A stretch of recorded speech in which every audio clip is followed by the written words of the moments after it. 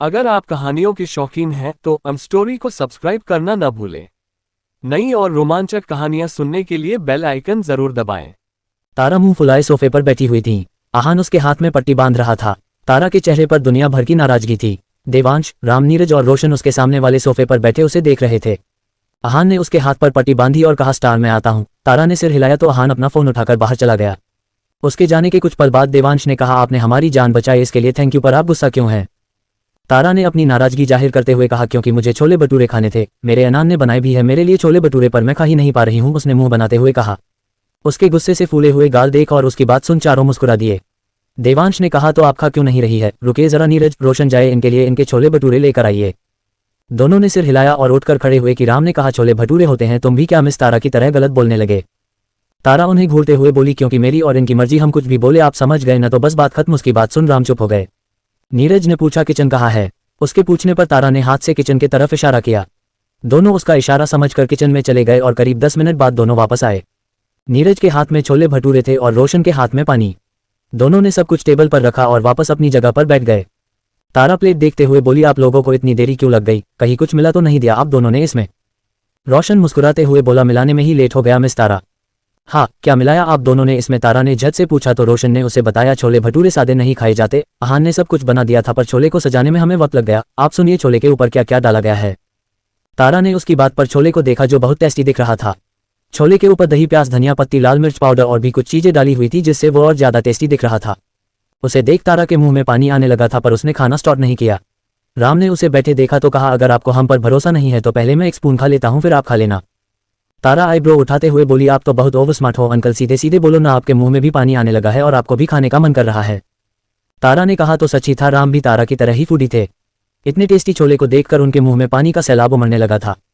पर राम सच कहकर तारा से अपनी और बेइज्जती नहीं करवाना चाहते थे, इसलिए वो शरीफ बनते हुए बोले, ऐसा नहीं है मिस तारा, मैं तो बस आपके शक को दूर करने के लिए बोल रहा था। तारा ने कहा, मैं शक नहीं कर रही आप लोगों पर। आई नो, मैंने सुना है राजपूत फैमिली बहुत अच्छी है, आप लोग पीठ पीछे वार करने वालों में से नहीं हो, और मैं तो आप लोगों की दुश्मन भी नहीं हूं, और तो और मैंने अभी अभी जस्ट इनकी जान बचाई है, तो फिर आप लोग मुझे क्यों कोई हार्म पहुंचाओगे? नीरज ने कहा, जब भरोसा है तो आप खा क्यों नहीं रही है? तारा अपने हाथ को दिखाते हुए बोली, चोट लगी है ना मुझे, इसलिए नहीं खा रही हूं, अनान आएगा तो वो खिला देगा। देवांश ने कहा, मैं खिलाओ आपको। उन्होंने जैसे ही कहा सब उन्हें देखने लगे। वो एक सख्त किस्म के आदमी थे जिन्हें किसी से भी कुछ खास फर्क नहीं पड़ता था। उनका ओहदा भी ऐसा था कि उनके सामने अच्छे अच्छों की बैंड बज जाती थी। ऐसे में उनका किसी अनजान लड़की की इतनी फिक्र करना और उसे अपने हाथ से खिलाने के लिए पूछना वाकई सबको शॉक कर देने वाली बात थी। तारा ने कहा, आप इतने बड़े हस्ती होते हुए मुझे खुद से खिलाओगे? ये मेहरबानी आप सब पर करते हो, या मैं बहुत खूबसूरत, क्यूट और प्यारी सी हूँ इसलिए ये स्पेशल ट्रीटमेंट सिर्फ मेरे लिए है? देवांश मुस्कुराते हुए बोले, आपने मेरी जान बचाई है तो इतना तो मैं भी कर ही सकता हूँ। तारा को अब बहुत भूख लग गई थी, इसलिए उसने ज्यादा माइंड नहीं किया और हाँ कह दिया। देवांश आकर उसके बगल में बैठे और अपने हाथ में प्लेट उठाकर एक बाइट बनाकर तारा को खिलाया। वो बाइट खाते ही तारा की आंखें बड़ी हो गई और वो अपना मुंह खोलकर हाथ से हवा मारते हुए बोली, आ तीखा है पानी। नीरज जल्दी से उठा और पानी का गिलास उठाकर अपने हाथों से तारा को पानी पिलाने लगा। ये सारी चीजें आहान दरवाजे के पास खड़ा होकर देख रहा था। पानी पिलाते हुए नीरज तारा के बहुत पास आ गया था, जिसे देखकर आहान ने अपनी मुट्ठी कस ली थी। उसका चेहरा शांत था पर उसकी आंखें सख्त हो गई थी। वो तेज कदमों से उनके पास आया। नीरज तारा को पानी पिलाकर उसका सिर सहला रहा था। उसने फिर से गिलास तारा की तरफ बढ़ाया तो तारा ने मना कर दिया। तभी आहान नीरज के सामने खड़ा होकर कोल्ड वॉइस में बोला, हमारे गार्ड्स ने उस आदमी को पकड़ लिया है, बाहर रखा है उसे, आप लोगों को आप जाना चाहिए, घर पर फंक्शन है ना आप लोगों के, लेट हो रहे होंगे आप लोग। नीरज आहान की सख्त आंखें देख समझ रहा था कि आहान को उसका तारा के पास जाना पसंद नहीं आया था। वो भी उससे पूछना चाहता था कि वो तारा का कौन है, किस हक से वो तारा के साथ रहता है, पर फिलहाल ये सारे सवाल करने का हक खुद उसके पास भी नहीं था। नीरज ने देवांश को देखा। देवांश और बाकी सब भी आहान की पॉसेसिवनेस समझ गए थे। देवांश ने आराम से कहा, हाँ हमें जाना है, पर पहले मैं इन्हें खिला लूँ, उसके बाद चले जाएंगे हम। तारा बोली, पर पहले आप इन मिर्चियों को हटा दो, बहुत दिखा है ये। रोशन बोला, आप लड़की होकर तीखा नहीं खाती, आपने पानी पूरी नहीं खाया है क्या? लड़कियां तो पानी पूरी बहुत तीखा खाती है। पानी पूरी कहते हुए उसने आहान को देखा और अपनी पलकें झपकाने लगी, जिसका साफ मतलब था कि अब उसे पानी पूरी भी खानी थी। आहान ने फिलहाल तारा से कुछ न कहकर देवांश से बोला, मिस्टर राजपूत मैं खिला दूंगा इन्हें। देवांश ने अब कुछ नहीं कहा। वो समझ गए थे कि आहान को उनका यहाँ रुकना पसंद नहीं आ रहा था। वो इस बात को बढ़ाना भी नहीं चाहते थे, इसलिए उन्होंने प्लेट टेबल पर रखा और खड़े हो गए।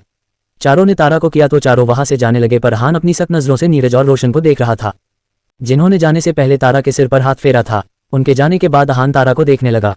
तारा आहान को मुस्कुराते हुए देख रही थी। वो अपनी आंखें मटकाते हुए बोली, अनान धीरे धीरे तुम में हस्बैंड वाले गुण आने लगे हैं, सच सच बताना अभी तुम्हें उन लोगों से जलन हो रही थी ना? आहान उसकी बात सुन अपनी नजरें चुराने लगा। हाँ ये सच था, आज पहली बार उसे किसी से जलन हो रही थी।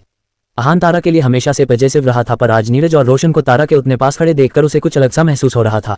उसका मन कर रहा था कि जिस हाथ से नीरज ने तारा के सिर को सहलाया था वो उसका उस हाथ को तोड़ दे, उस हाथ को उसकी बॉडी से उखाड़ फेंके। तारा अहान के ऊपर झुकते हुए बोली, बोलो ना नान, तुम्हें उनसे जलन हो रही थी ना, है ना कहते हुए वो अपनी आईब्रो नाचा रही थी। अहान सोफे पर आधा लेट गया था। वो तारा को अपने इतने करीब आते देखकर बोला, स्टार आप क्या कर रही हो, पीछे हटिए। तारा अहान के हेजल ग्रीन आइस में देखते हुए बोली, अनान मुझे भूख लगी है। अहान वैसे ही पीछे झुका हुआ बोला, हाँ तो मैं खिलाता हूँ ना, आप पीछे हो मैं खिलाता हूँ। अहान की धड़कनें बढ़ गई थी, उसे घबराहट सी होने लगी थी, पर अपनी तारा बहुत कुल थी। वो अहान के होठों को देखते हुए बोली, अनान मुझे भूख लगी है पर मुझे खाना नहीं खाना, मुझे किस चाहिए। क्या अहान चौंकते हुए कहा तो तारा मासूम सा चेहरा बनाकर बोली, हाँ देखो ना, घर पर कोई है भी नहीं, किसी को पता नहीं चलेगा कि हमने किस किया है। तुमने उस दिन जैसे बाथरूम में मुझे किस किया था ना, वैसे ही अभी भी करो ना। तारा बार बार पलकें झपकाते हुए उसे प्यार भरी नजरों से देख रही थी। उसे इस तरह देखकर अहान का गला भी सूखने लगा था। उसने अपना सलाइवा गटका और कुछ कहने को हुआ कि तारा ने अपने होठ उसके होठों पर रख दिए। तारा के इस एक्शन से अहान स्टेजू बन गया था। वो एक टक बिना पलके झपकाए तारा को देख रहा था, जो आंखें बंद किए उसे किस करने की कोशिश कर रही थी, पर बेचारी को किस करना ही नहीं आता था, इसलिए वो ठीक से किस कर नहीं पा रही थी। अहान ने कुछ पल उसे देखा। तारा को किस के लिए स्ट्रगल करते देख उसने हाथ बढ़ाकर तारा को कमर से पकड़ लिया। वो सीधा होने लगा तो तारा उससे दूर होने लगी, पर उसके दूर होने से पहले अहान ने उसके होठों को अपने होठों में भर लिया कर उसे किस करने लगा। उसने किस करते हुए ही तारा को अपनी गोद में बैठा लिया था। धीरे धीरे उनकी किस पैशनेट होती जा रही थी। करीब 10 मिनट बाद जब तारा को सांस लेने में प्रॉब्लम होने लगी तब अहान ने उसके होठों को छोड़ा और उसके होठों को अपने अंगूठे से साफ करने लगा। तारा तो बहुत खुश थी, पर अहान उसके खूबसूरत चेहरे में खोया हुआ था। वो सब कुछ भूल चुका था। उसे होश नहीं था कि वो तारा को अपने दिल में जगह देने लगा था। तारा पहले से भी उसकी सब कुछ थी, पर अब तो तारा उसकी दिल बन चुकी थी। दोनों एक दूसरे की आंखों में खोए हुए थे कि उन्हें कुछ गिरने की आवाज सुनाई दी। दोनों ने सिर घुमाकर दरवाजे के पास देखा, जहां रॉय खड़ा हैरानी से उन्हें देख रहा था। उसे देख अहान भी अपने सेंस में आ गया। उसने झट से तारा को अपनी गोद से उठाकर सोफे पर बैठा दिया और खुद खड़ा हो गया। थोड़ी देर बाद अहान अपने कमरे में चक्कर लगा रहा था। रॉय खड़ा उसे देखकर मन ही मन मुस्कुरा रहा था। रॉय ने मुस्कुराते हुए कहा, अहान इसमें टेंशन लेने वाली क्या बात है, तुम उसके हस्बैंड हो, तुम्हारा हक बनता है, तुमने कुछ भी गलत नहीं किया जो तुम इतना परेशान हो रहे हो। अहान सिर हिलाते हुए बोला, नहीं आप समझ नहीं रहे हो, मुझे उनसे दूर रहना है, उन्हें अपने करीब आने से रोकना था, पर मुझे पता नहीं क्या होने लगा है, मैं कैसे उन्हें।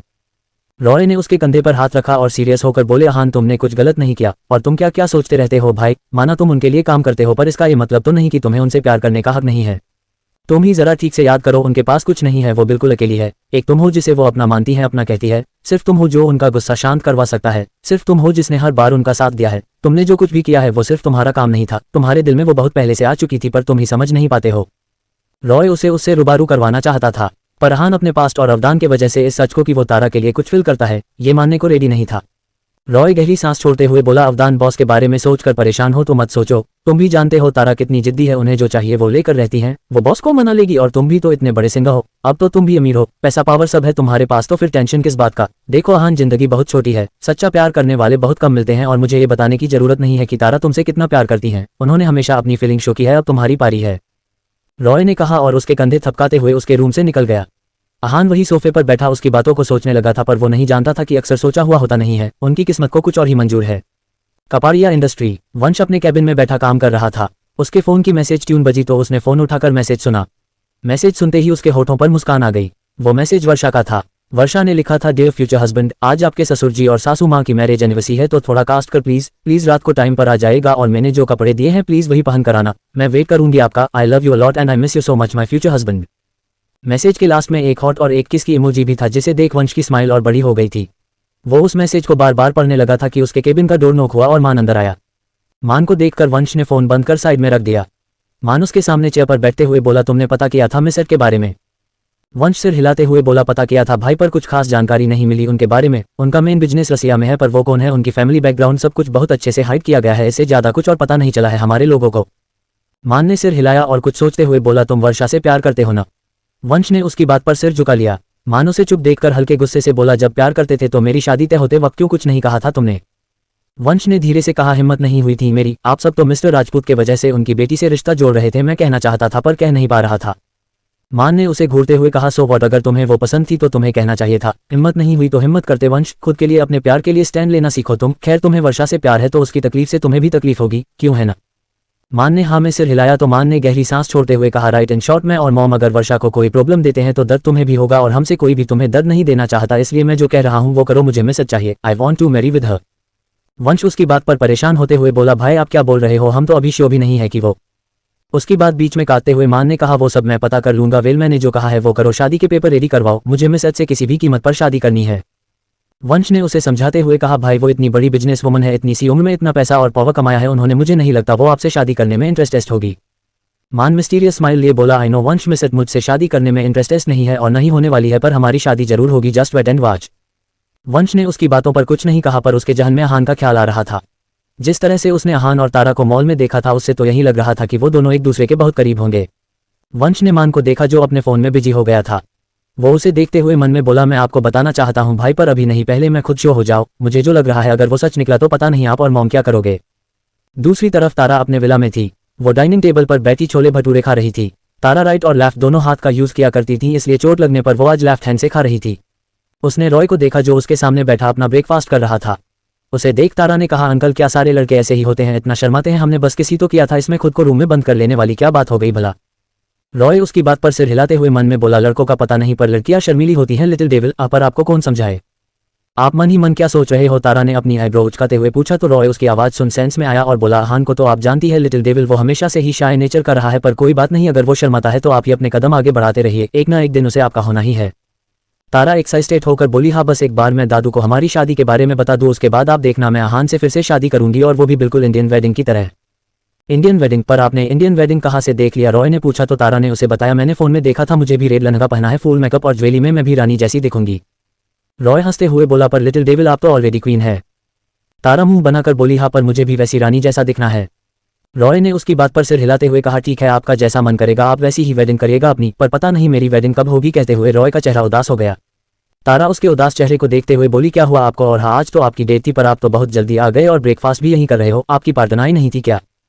रॉय उसकी बात पर मुंह बनाते हुए बोला पूछिए मत लिटिल डेविल, वो लड़की अरे जब उसे शादी ही नहीं करनी थी तो आना ही नहीं चाहिए था, एक्चुअली उसकी भी गलती नहीं थी, उसके घर वालों ने उससे बिना पूछे उसकी डेट मेरे साथ फिक्स कर दी थी, उसे शादी नहीं करनी इसलिए उसने मेरे कुछ कहने से पहले ही सारी बातें बता दिया और सॉरी बोलकर चली गई, पर पता है लिटिल डेविल वो बहुत खूबसूरत थी, मैंने कभी इतनी खूबसूरत लड़की नहीं देखी थी। तारा रॉय के चेहरे पर आए उसकी स्माइल को ही देख रही थी।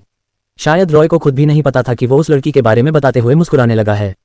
तारा ने कहा आपको वो पसंद है तो आपको उसे हाथ से जाने नहीं देना चाहिए, आप उसके बारे में पता करो ना कि वो कौन है, उन्हें क्यों शादी नहीं करनी, क्या प्रॉब्लम है उन्हें, फिर आप उनकी प्रॉब्लम सॉल्व करो और उनसे शादी करके सेट हो जाओ।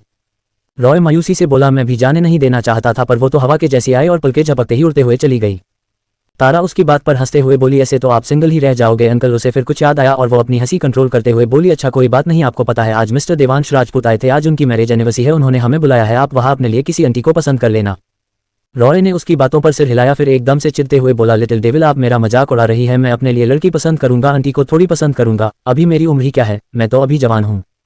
तारा अपने मुंह पर हाथ रखकर हंस रही थी। वो बहुत मुश्किल से अपनी हंसी कंट्रोल करते हुए बोली हाँ बिल्कुल 40 साल के जवान लड़के हो आप। रॉय ने उसे आंखें छोटी कर घूरा तो तारा सिर हिलाते हुए जल्दी से बोली मेरा मतलब वही, आप मेरे लिए किसी आंटी को पसंद कर लेना वरना मैं आपके लिए किसी को ढूंढ दूंगी, ओके। रॉय खड़ा होते हुए बोला हाँ प्लीज किसी को तो ढूंढ ही देना, अब और सिंगल रहा नहीं जाता। वो जाने को हुआ कि तारा ने उसे रोकते हुए कहा पर अंकल मैं वहां पहन कर क्या जाऊंगी, मैं तो कभी इस तरह की पार्टी में नहीं गई हूं। रॉय ने सोचते हुए कहा मिस्टर राजपूत की पार्टी है और वो भी उनकी एनिवर्सरी की, तो आपको गाउन पहनना चाहिए, पर ढंग का गाउन। तारा अपना सिर खुजलाते हुए बोली ये ढंग का गाउन क्या होता है, कहाँ मिलेगा। रॉय मुस्कुराते हुए बोला चलिए हम शॉपिंग पर चलते हैं, आहान नहीं जाएगा मेरे और उसके पास भी पार्टी में पहनने के लिए कुछ नहीं है, वहां मैं आपके लिए और आप मेरे और आहान के लिए कुछ चूज कर लेना। शॉपिंग का नाम सुन तारा जल्दी से खड़ी हो गई और अपने रूम की तरफ भागते हुए बोली मैं अभी रेडी होकर आती हूँ अंकल, बस 10 मिनट। रॉय उसे आवाज देते हुए बोला हाथ तो साफ कर लीजिए लिटिल डेविल। रूम में कर लूंगी, कहते हुए तारा अपने कमरे में घुस गई। रॉय ने सिर हिलाया और अपनी और तारा की प्लेट उठाकर किचन में चला गया।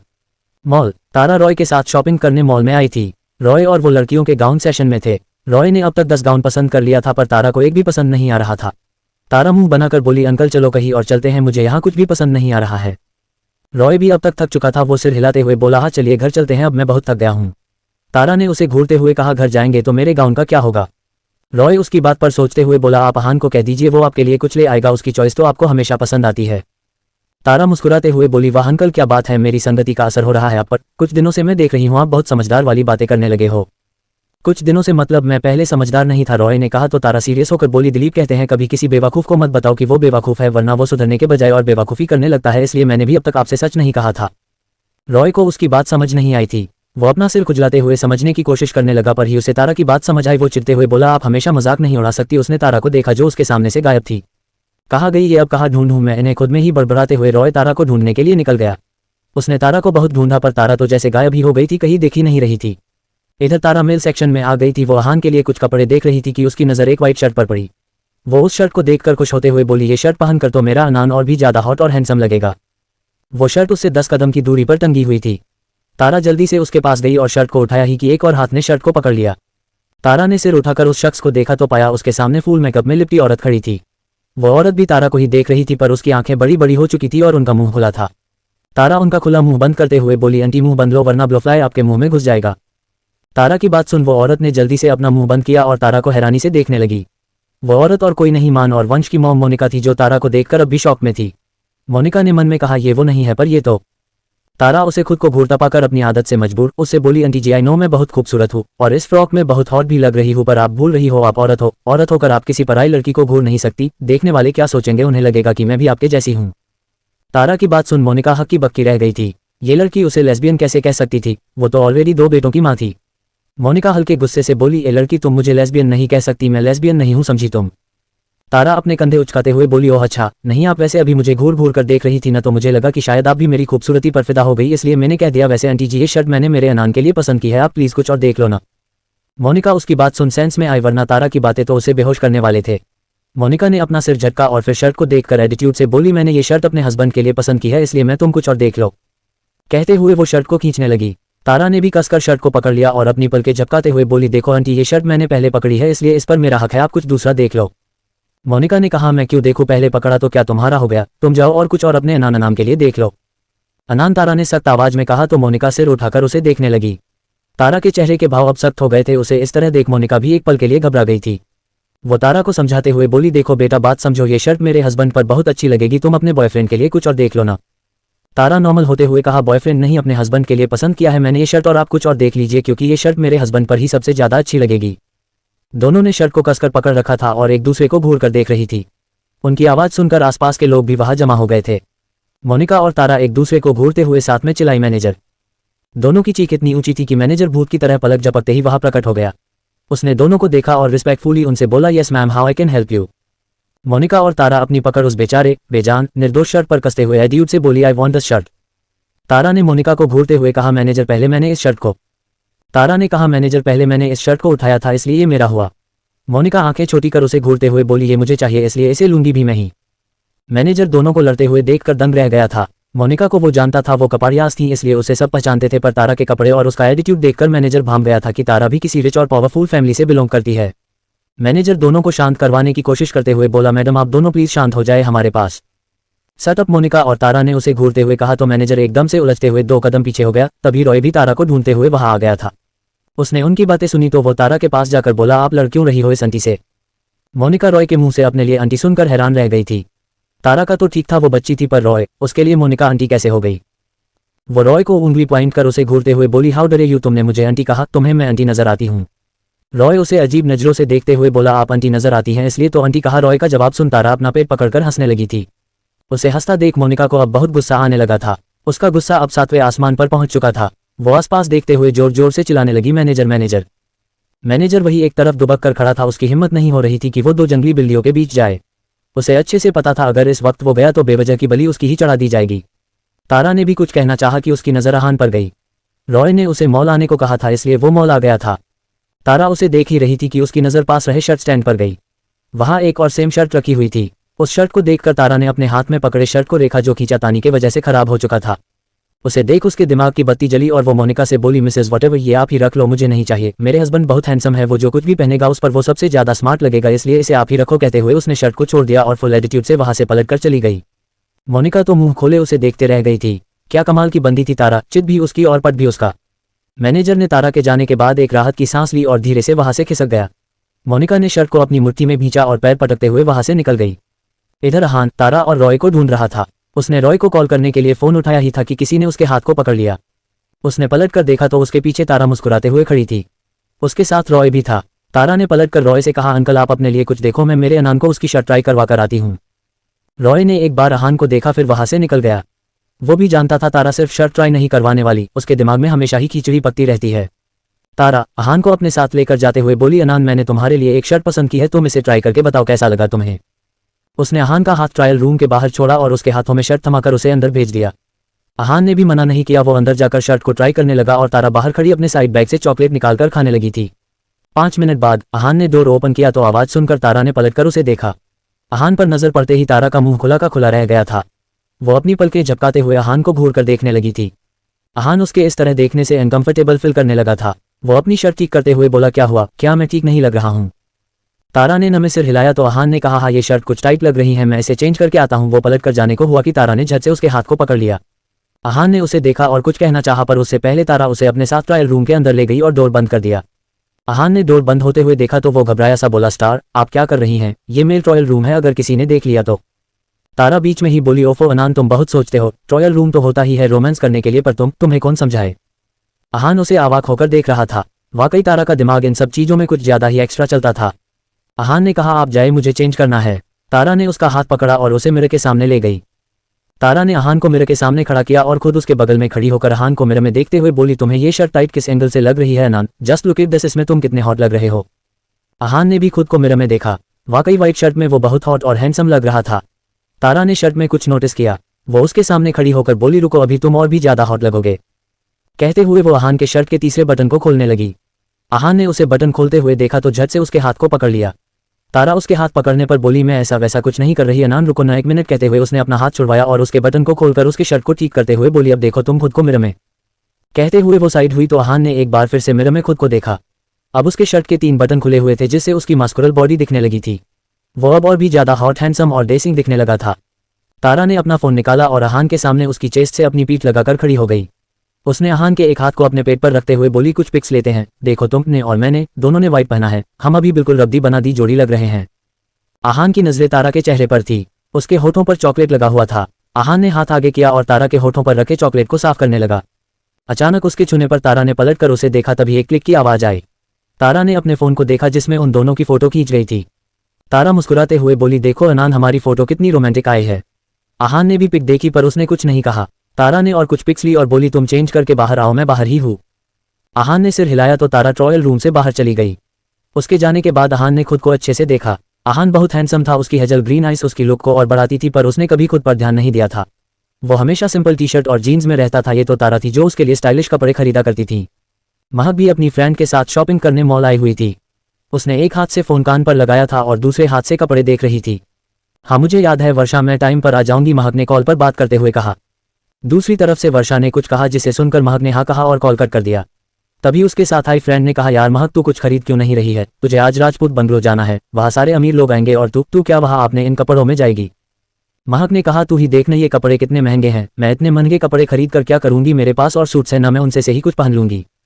महक की फ्रेंड अपना माथा पीटते हुए बोली, यार तेरा कुछ नहीं हो सकता, माना वर्षा राजपूत तेरी फ्रेंड है, उसे तेरे कपड़ों से फर्क नहीं पड़ेगा, पर तू ही सोच वहाँ कितने सारे अमीर लड़के आएंगे यार, अगर तू थोड़ी बन ठन कर जाएगी तो क्या पता वहाँ तुझे तेरा प्रिंस चार्मी मिल जाए।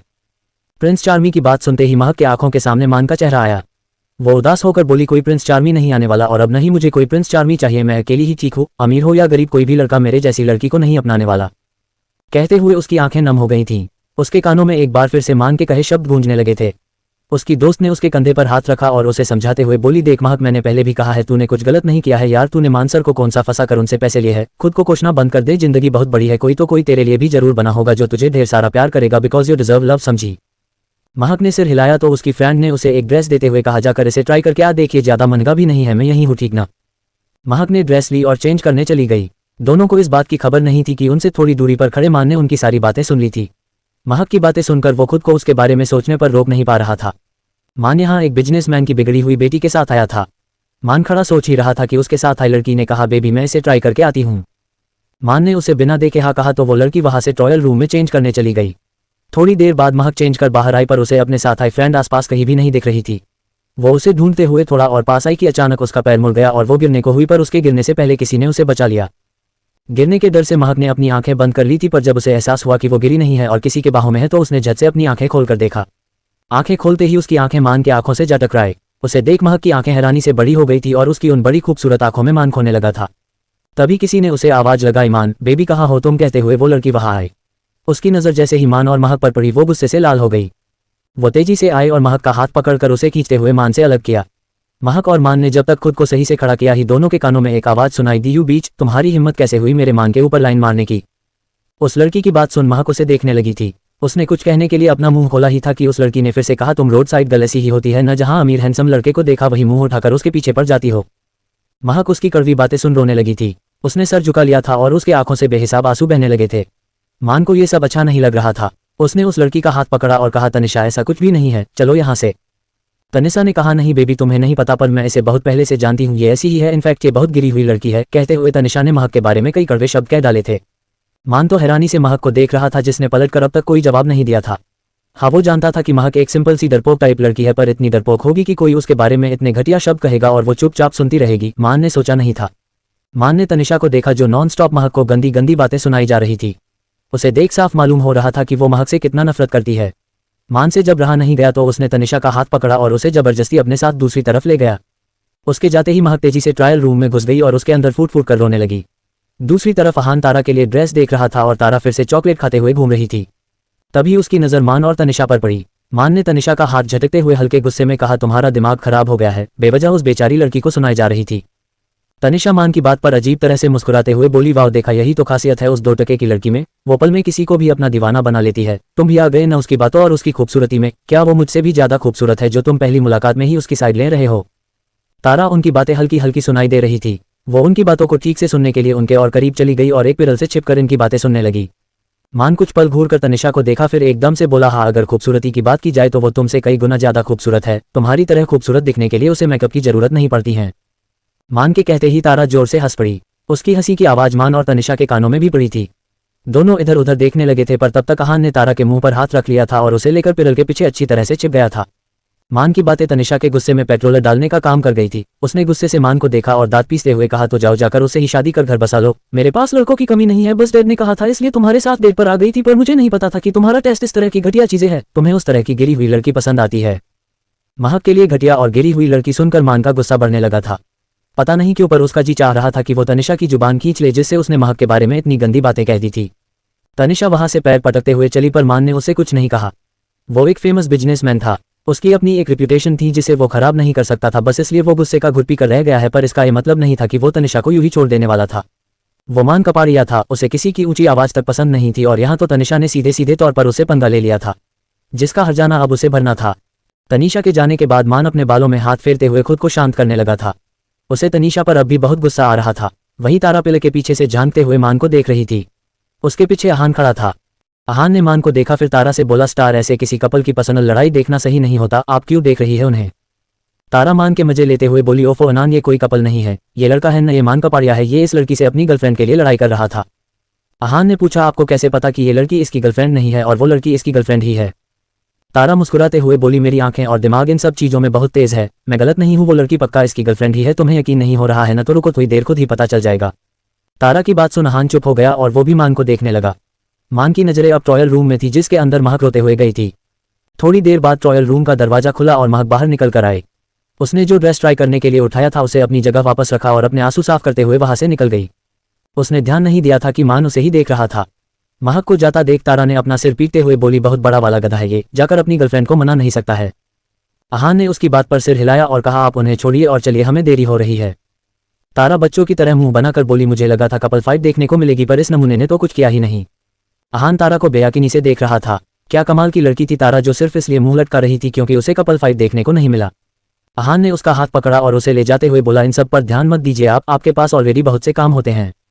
मान के कानों में कुछ आवाज पड़ी तो उसने पलट कर जा रहे अहान और तारा को देखा। उसने तारा को साइड से देखा तो वो उसे पहचान गया, पर अहान की पीठ उसके तरफ थी, जिस वजह से वो उसका चेहरा देख नहीं पाया था। तारा को किसी लड़के के साथ देखकर मान ने खुद को शांत किया और कहा, मिस तारा, अगर आपकी लाइफ में भी कोई है तो उसे भूल जाने का वक्त आ गया है, क्योंकि बहुत जल्द आपकी शादी मुझसे होने वाली है। एक बार शादी हो जाए मजा तो फिर आएगा।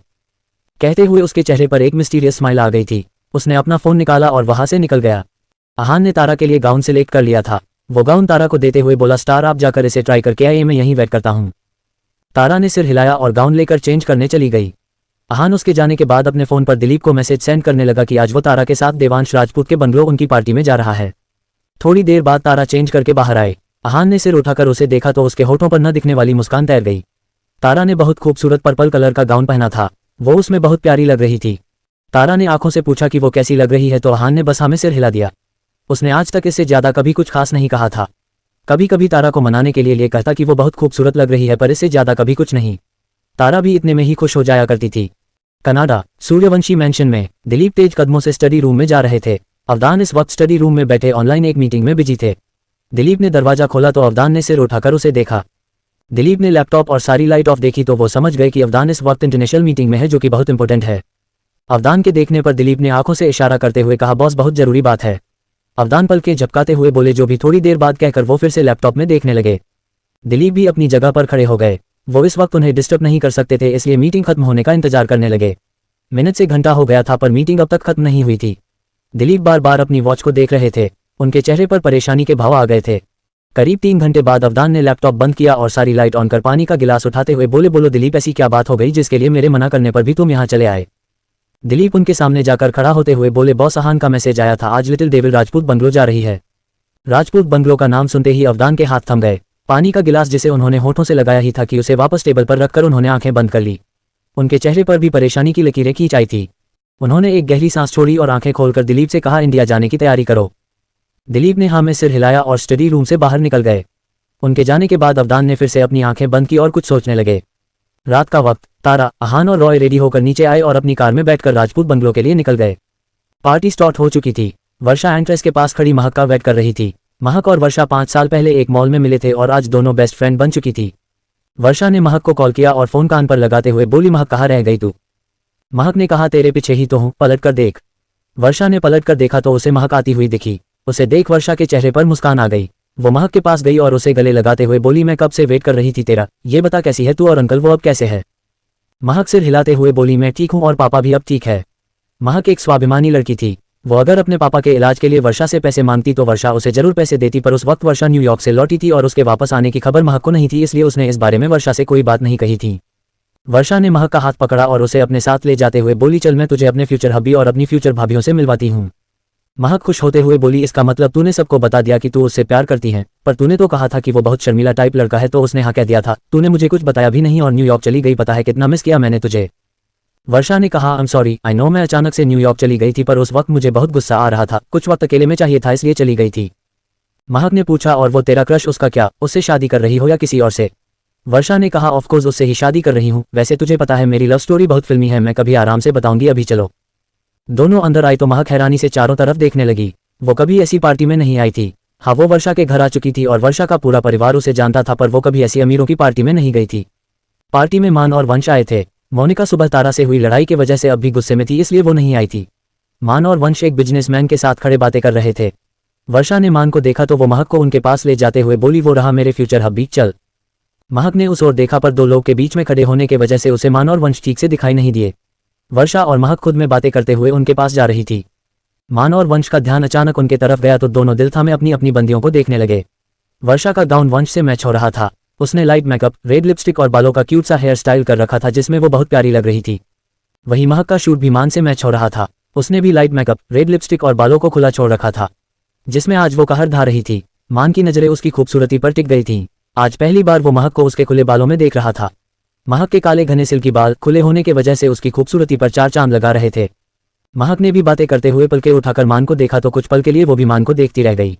आज वो भी मान को पहली बार ब्लैक टैक्सीटो शूट में देख रही थी, जिसमें मान हद से ज्यादा हैंडसम लग रहा था। वर्षा ने भी वंश को देखा तो उसके होठों की मुस्कान थोड़ी और बड़ी हो गई। वंश भी बहुत हैंडसम लग रहा था। दोनों लड़कियां उनके पास आकर खड़ी हो गई। उन्हें देख वो बिजनेसमैन वहां से चला गया था। वर्षा ने मान को देखा और कहा, हेलो जेठ जी। उसकी आवाज सुन मान और महक दोनों सेंस में आए। मान ने वर्षा के ग्रिड करने पर धीरे से सिर हिला दिया। वंश तो महक को देखते ही पहचान गया था। उसने एक नजर मान को देखा फिर वर्षा को देखने लगा। वर्षा ने कहा, मिट माई बेस्ट फ्रेंड मिस महक, और महक ये मिस्टर मान कपाड़िया है और ये इनके छोटे भाई और मेरे होने वाले हस्बैंड मिस्टर वंश कपाड़िया। महक ने वंश को देखा तो उसे भी वो दिन याद आ गया।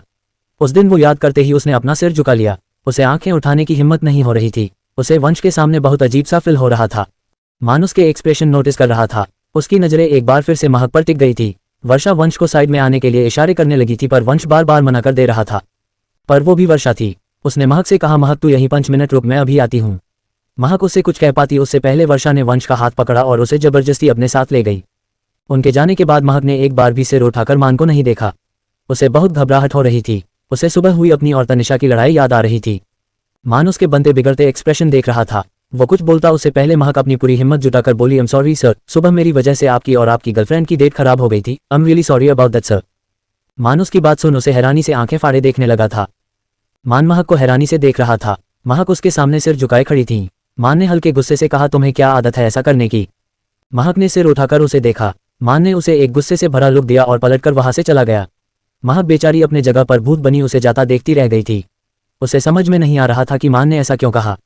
दूसरी तरफ देवांश, राम, नीरज और रोशन बंगलों के फ्रंट बालकनी में खड़े थे। चारों तारा का इंतजार कर रहे थे। राम ने कुछ सोचते हुए कहा, सर हमने तारा को बुला तो लिया है पर उनके सामने आने पर हम सबसे क्या कहेंगे? देवांश ने कहा, पहले मिस्टर आशीष से बात करते हैं। अगर तारा का होना सिर्फ एक संयोग हुआ तो बात यहीं खत्म हो जाएगी, पर अगर बात कुछ और हुई तो कहते हुए उनके चेहरे का भाव बदल गया था। राम ने आगे कुछ नहीं कहा। सबकी नजरें गेट पर टिक गई। तभी एक ब्लैक कार गेट से एंटर करती है। कार के रुकने पर उसे तारा और आहान बाहर निकल कर आए। रॉय ने कहा, आहान तुम इनके साथ जाओ, मैं कार साइड में पार्क करके आता हूँ। आहान ने हाँ में सिर हिलाया और तारा के साथ आगे बढ़ गया। तारा ने व्हाइट और पिस्ता कलर की कॉम्बिनेशन का गाउन पहना था। एक कांधे पर दुपट्टा लिया था। कानों में बड़े बड़े झुमके, मेकअप, रेड लिपस्टिक, माथे पर छोटी सी बिंदी और बालों का बहुत खूबसूरत हेयर स्टाइल किया हुआ था। उसके गले में उसका ब्लू स्टार का लॉकेट था जो उसकी खूबसूरती को और बढ़ाता था।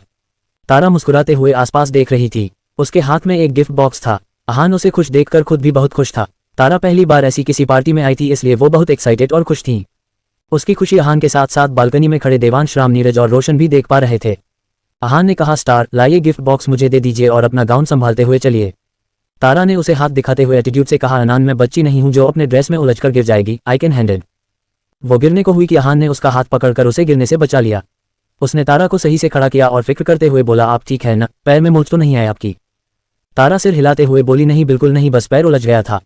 आहान ने उसे देखा और कहा, इसलिए कह रहा हूं लाइए गिफ्ट बॉक्स मुझे दीजिए और आप अपने गाउन को संभालिए। तारा ने आगे बढ़ते हुए कहा, अब से ध्यान दूंगी, नहीं गिरूंगी और गिफ्ट को भी नहीं गिरने दूंगी, पक्का? अब चलो जल्दी। आहान ने सिर हिलाया और उसके पीछे जाने लगा कि उसके फोन में एक मैसेज आया। मैसेज की आवाज सुनकर आहान ने पॉकेट से फोन निकाला और मैसेज पढ़ने लगा कि उसके कानों में कुछ गिरने की आवाज आई। उसने सिर उठाकर देखा तो पाया तारा के हाथों से गिफ्ट बॉक्स नीचे गिर चुका था और तारा अपनी जगह पर ही खड़ी थी।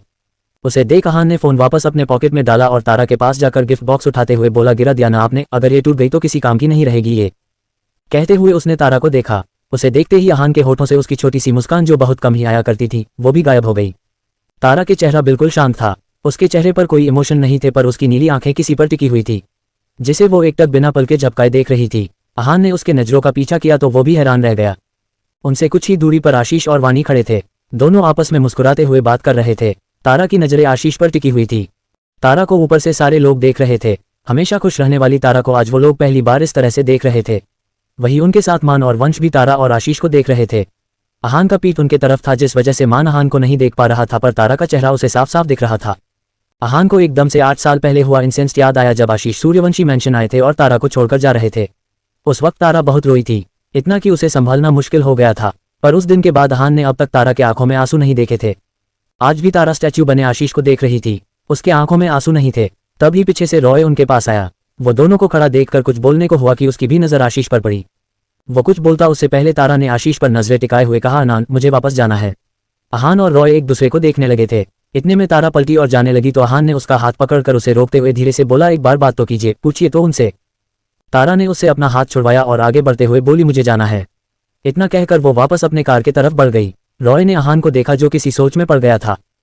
वो उसके कंधे पर हाथ रखते हुए बोला, उन्हें अभी सिर्फ तुम्हारी जरूरत है, हम बाद में इनसे मिलेंगे। आहान ने हाँ में सिर हिलाया और दोनों ने आशीष को देखा जो अब अकेले खड़े अपने फोन पर बिजी हो गए थे। दोनों ने उन्हें एक बार देखा, फिर वहां से तारा के पास चले गए। तीनों कार में बैठे और रॉय ने कार स्टार्ट कर उसे यूटर्न लेने लगा। कार की आवाज सुन आशीष ने भी पलट कर देखा कि उनकी नजर बैक सीट पर बैठी तारा पर पड़ी। उसे देखते ही उनकी पकड़ अपने फोन पर ढीली पड़ गई। तब तक रॉय ने कार मोड़ ली थी और उनकी कार गेट के बाहर निकलने लगी थी। आशीष तारा को देख बेहवासी में उसके तरफ बढ़ने लगे। उनके हाथ से फोन छूट कर नीचे गिर गया था, पर उन्हें तो जैसे इसका होश ही नहीं था। उन्हें देखने वाले सारे लोग उनके आंखों में आंसू और चेहरे पर गिल्ट के भाव देख पा रहे थे। कार जाने के बाद आशीष के कदम रुक गए थे। वो अपनी जगह पर खड़े तारा को याद करने लगे कि किसी ने उनके कंधे पर हाथ रखा। आशीष ने अपने कंधे पर किसी का हाथ महसूस किया तो उन्होंने पलटकर पीछे देखा। उनके पीछे देवांश, राम, नीरज और रोशन खड़े थे। देवांश ने आशीष के कंधे से अपना हाथ हटाया और क्लाउड वॉइस में कहा, तारा कौन है? आशीष उनके पूछने पर उनकी आंखों में देखने लगा था। वो कुछ बोलता उससे पहले वर्षा की आवाज आई, पापा। सबने पलटकर देखा तो वर्षा और महक भी उनसे थोड़ी दूरी पर खड़ी थी। वर्षा अपनी भींगी पलकों से आशीष को सवालिया नजरों से देख रही थी। वंश और मान भी उन सब के पास आ गए थे। वर्षा आशीष के पास आए और उनका हाथ पकड़कर अपनी रुंधी आवाज में बोली, पापा वो तारा थी ना? उसके मुंह से तारा सुन सबके साथ आशीष भी हैरान रह गए थे। उन्होंने वर्षा को देखते हुए उससे पूछा, आप जानती है उन्हें? वर्षा ने कहा, मैंने एक बार घर पर मम्मा और हम दोनों की फोटो देखी थी। वो फोटो हमारे जन्म की थी। उसमें मेरे साथ एक और बच्ची थी जिसके पास तारा लिखा हुआ था। मम्मा के पूछने पर उन्होंने बताया था कि वो मेरी ट्विन सिस्टर है। अब आप बताओ, वो तारा थी ना, मेरी ट्विन सिस्टर? आशीष ने उसकी बात पर सिर झुकाते हुए हाँ में सिर हिला दिया। उसकी हाँ देख देवांश और बाकी सबको झटका सा लगा था, पर मन ही मन खुश हो रहा था। खुश तो बाकी सब भी थे। सबने जब से तारा को देखा था सबके जहन में यही सवाल खड़े हो रहे थे, पर आज तक कभी तारा का जिक्र भी नहीं हुआ था। आशीष वाणी के साथ यहाँ नहीं था, इसलिए देवांश ने उससे कुछ पूछना कहना ठीक नहीं समझा था। वो आज के दिन का वेट कर रहे थे ताकि आशीष से आमने सामने सवाल कर सके। वर्षा कंफ्यूज होकर बोली, पर पापा, मम्मा ने तो कहा था कि तारा जन्म लेने के कुछ देर बाद ही मर गई थी, तो फिर ये और ये आपको देख कर चली क्यों गई? क्या वो आपको, मुझे, हम सबको जानती है? बोलिए ना पापा, जवाब दीजिए ना। आशीष ने अपने इमोशन कंट्रोल किए और कहा, तारा सिर्फ मुझे जानती है, उन्हें वाणी आपके और इन सब के बारे में कुछ भी नहीं पता है। आशीष की बात सुन सब कंफ्यूज थे, पर देवांश का दिल इस वक्त तारा से मिलने को कर रहा था। तारा को टूटा हुआ देखकर उन्हें अंदर ही अंदर बहुत तकलीफ हो रही थी। देवांश ने कहा, ऐसा क्यों? वो आपको जानती है पर आपकी वाइफ को नहीं, ऐसा क्यों? और आपने अब तक उन्हें हम सबसे दूर क्यों रखा है? आशीष ने सिर उठाकर उसे देखा, फिर वर्षा को देखा जो इनके जवाब का इंतजार कर रही थी। आशीष ने एक गहरी सांस ली और कहा, मैं नहीं बता सकता। वर्षा उसका हाथ हिलाते हुए जिद करते हुए बोली, क्यों नहीं बता सकते? बताइए ना, मुझे जानना है। अगर वो मेरी बहन है तो मुझसे दूर क्यों है? आशीष उसे देखते हुए बोले, मैंने कसम खाई थी कि मैं कभी उनका जिक्र भी नहीं करूंगा। आप प्लीज रोइए मत, मैं नहीं बता सकता उनके बारे में। देवांश ने उसका जवाब सुनकर अपनी मुट्ठी कस ली। उन्होंने आशीष को देखते हुए कोल्ड वॉइस में कहा, नीरज कार निकालो, हम अभी हमारी बेटी के पास जाएंगे। नीरज ने हाँ में सिर हिलाया और अपनी कार लेने चला गया। वर्षा देवांश से बोली, बाबा सा मुझे भी जाना है, मैं भी चलूंगी। देवांश उसके सिर पर हाथ रखते हुए बोले, ठीक है आप भी चलिए। थोड़ी देर बाद वहां सिर्फ आशीष, महक, वंश और मान ही खड़े थे। बाकी सब कार में बैठकर वहां से तारा के विला के लिए निकल गए थे। तारा का विला। रॉय ने कार रोकी तो तारा कार से बाहर निकली और सीधे कमरे में चली गई। आहान भी उसके पीछे चला गया और रॉय सोफे पर बैठ गया। वो जानता था अभी तारा को सिर्फ और सिर्फ आहान की जरूरत थी। तारा कमरे में आई और अपने दुपट्टे को निकालकर फर्श पर फेंका दिया। उसके चेहरे पर गुस्सा और उदासी के मिले जुले भाव थे। कमरे में चक्कर लगाने लगी थी। आहान आया और उसके पास खड़ा हो गया, पर उसे समझ नहीं आ रहा था कि वो तारा से कहे क्या। उसने धीरे से उसे आवाज दी, स्टार। उसके आवाज देने पर तारा ने पलटकर उसे देखा। तारा की नीली आंखें इस वक्त सुर्ख लाल हो चुकी थी, पर उसके आंखों में आंसू की एक बूंद तक नहीं थी। आहान उसके दर्द को महसूस कर पा रहा था। सालों पहले वो भी इसी तरह की एक अनकही दर्द से गुजर चुका था। तारा ने आहान को देखा तो झट से आकर उसके सीने से लग गई। आहान ने भी उसे अपनी बाहों में भर लिया और बिना कुछ बोले उसकी पीठ को सहलाने लगा। तारा रो नहीं रही थी, वो तो जैसे रोना भूल ही चुकी थी। वो अपने इमोशन कह भी नहीं पाती थी, पर आहान को उसके कहने की जरूरत भी नहीं पड़ती थी। वो बिना कुछ सुने ही तारा के मन की सारी बातें जान जाया करता था। आहान उसके पीठ को सहलाते हुए नीचे बैठ गया था। तारा उसके सीने में आंखें बंद किए अपना चेहरा छुपाए बैठ गई थी। उसका शरीर हल्का हल्का कांपने लगा था। आहान ने जब उसका कांपना महसूस किया तो उसने उसे गोद में उठाया और बेड पर बैठाकर जाने लगा कि तारा ने उसके हाथ को पकड़ लिया। आहान उसकी आंखों में देखते हुए बोला, मैं कहीं नहीं जा रहा स्टार, यहीं हूं मैं। उसने ड्रॉ से स्लीपिंग पिल्स निकाले और तारा को दिया। तारा ने स्लीपिंग पिल्स लिए और अपने मुंह में रखा तो आहान ने उसके तरफ पानी का गिलास बढ़ाया। तारा ने गिलास पकड़ा और पिल्स खाकर आहान के कमर पर हाथ लपेट दिए और अपना चेहरा उसके पेट पर टिका दिया। आहान उसके बालों को सहलाने लगा था। कुछ पल बाद उसने तारा को बेड पर लेटाया और खुद उसके सिरहाने बैठ गया। तारा आंखें बंद किए उसके हाथ को कसकर पकड़े हुए थी। आहान उसके सिर बालों को सहला रहा था। थोड़ी देर बाद तारा पिल्स के वजह से गहरी नींद में सो गई। आहान ने उसे सोया हुआ देखा तो उसके ऊपर ब्लैंकेट डालकर धीरे से अपने हाथ को उसके हाथ से छुड़वाया और कमरे से बाहर निकल गया। आहान सीढ़ियों से उतरते हुए नीचे आने तो उसकी नजर हॉल में खड़े लोगों पर गई। रॉय के सामने देवांश, राम, नीरज, रोशन और वर्षा खड़ी थी। आहान सबको देख रहा था कि उसकी नजर वर्षा पर जाकर ठहर गई। वर्षा भी उसे हैरानी से देख रही थी। वो नीचे आकर रॉय के बगल में खड़ा हुआ तो रॉय ने उससे कहा, ये बच्ची तो बिल्कुल तारा जैसी दिखती है न, पर इसकी आंखें ब्राउन हैं और हमारी तारा की आंखें ब्लू। आहान ने वर्षा से नजरें हटाई और देवांश से बोला, आप सब इस वक्त यहाँ? देवांश ने सीधे सपाट लहजे में कहा, हमें तारा से मिलना है, वो हमारी बेटी है, हमारी वर्षा की जुड़वा बहन। क्या? रॉय ने चौंकते हुए कहा। सारे लोग उसे देखने लगे थे। वर्षा आगे आए और बोली, बाबा सा सच कह रहे हैं, तारा हमारी बड़ी बहन है। अगर आप लोगों को यकीन न हो तो आप उनका डीएनए टेस्ट करवा लीजिएगा, पर उससे पहले हमें तारा से मिलने दीजिए प्लीज। रॉय और आहान को कुछ समझ नहीं आ रहा था। आखिर ये कैसे हो सकता था? तारा तो आशीष की बेटी, तारा सूर्यवंशी थी, पर उसके सामने खड़ा इंसान देवांश राजपूत उसे अपनी बेटी कह रहे थे। क्यों ये कैसे पॉसिबल हो सकता था? रॉय और आहान दोनों चुप हो गए थे। दोनों सोच में पड़ गए थे कि उनकी नजर वर्षा के गले पर पड़ी। वर्षा के गले में भी एक स्टार का लॉकेट था, बिल्कुल वैसा ही जैसा तारा के पास था, पर उसके स्टार का रंग ब्राउन था जो कि वर्षा की आंखों से मिलता था। कोई कुछ बोलता उससे पहले आहान का फोन रिंग हुआ। उसने फोन पॉकेट से निकाला और कॉलर आईडी देखकर रॉय से बोला, दिलीप नानू। रॉय ने उसे कॉल पिक करने को कहा तो आहान ने सिर हिलाया और कॉल पिक कर लिया।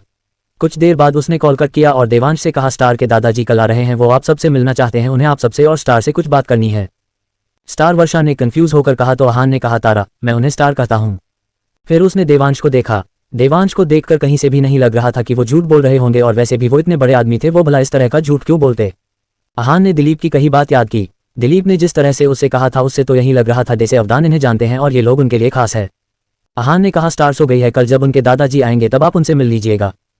देवांश उसकी बात सुन कुछ पल खामोश रहे और फिर बोले ठीक है, पर क्या हम एक बार तारा को देख सकते हैं? उन्हें देख लेंगे तो हमारे दिल को शांति मिल जाएगी। हमने देखा था वो मिस्टर आशीष को देखकर चली गई थी, वो कुछ ठीक भी नहीं लग रही थी। आहान ने रॉय को देखा तो रॉय ने कुछ सोचकर कहा ठीक है, आप उन्हें देख लीजिए। सबने सिर हिलाया तो आहान और रॉय उन सबको लेकर तारा के कमरे में आ गए। तारा गहरी नींद में सो रही थी, पर सोते हुए भी उसके चेहरे पर उदासी के भाव थे। उसके चेहरे पर पसीने की बूंदें आ गई थी। उसे देख देवांश उसके पास जाने को हुए कि तारा ने नींद में ही धीमी आवाज में आहान को आवाज लगाए नान। उसकी आवाज सुन देवांश रुक गए और आहान जाकर तारा के हाथ को अपने हाथ में लेकर उसका सिर सहलाते हुए बोला मैं यहीं हूँ स्टार।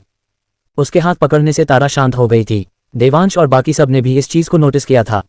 रॉय ने देवांश से कहा तारा का सिक्स सेंस बहुत अच्छा है, उन्होंने नींद में भी इतने लोगों की प्रेंसेस फिल कर ली, इसलिए आहान को आवाज दिया हमें चलना चाहिए, उन्हें आराम की जरूरत है। देवांश ने हाँ में सिर हिलाया और तारा से नजरें हटाकर आहान को देखा जो तारा के पास बैठ गया था। देवांश ने एक कुछ पल उसे देखकर पलट गए और कमरे से बाहर निकल गए।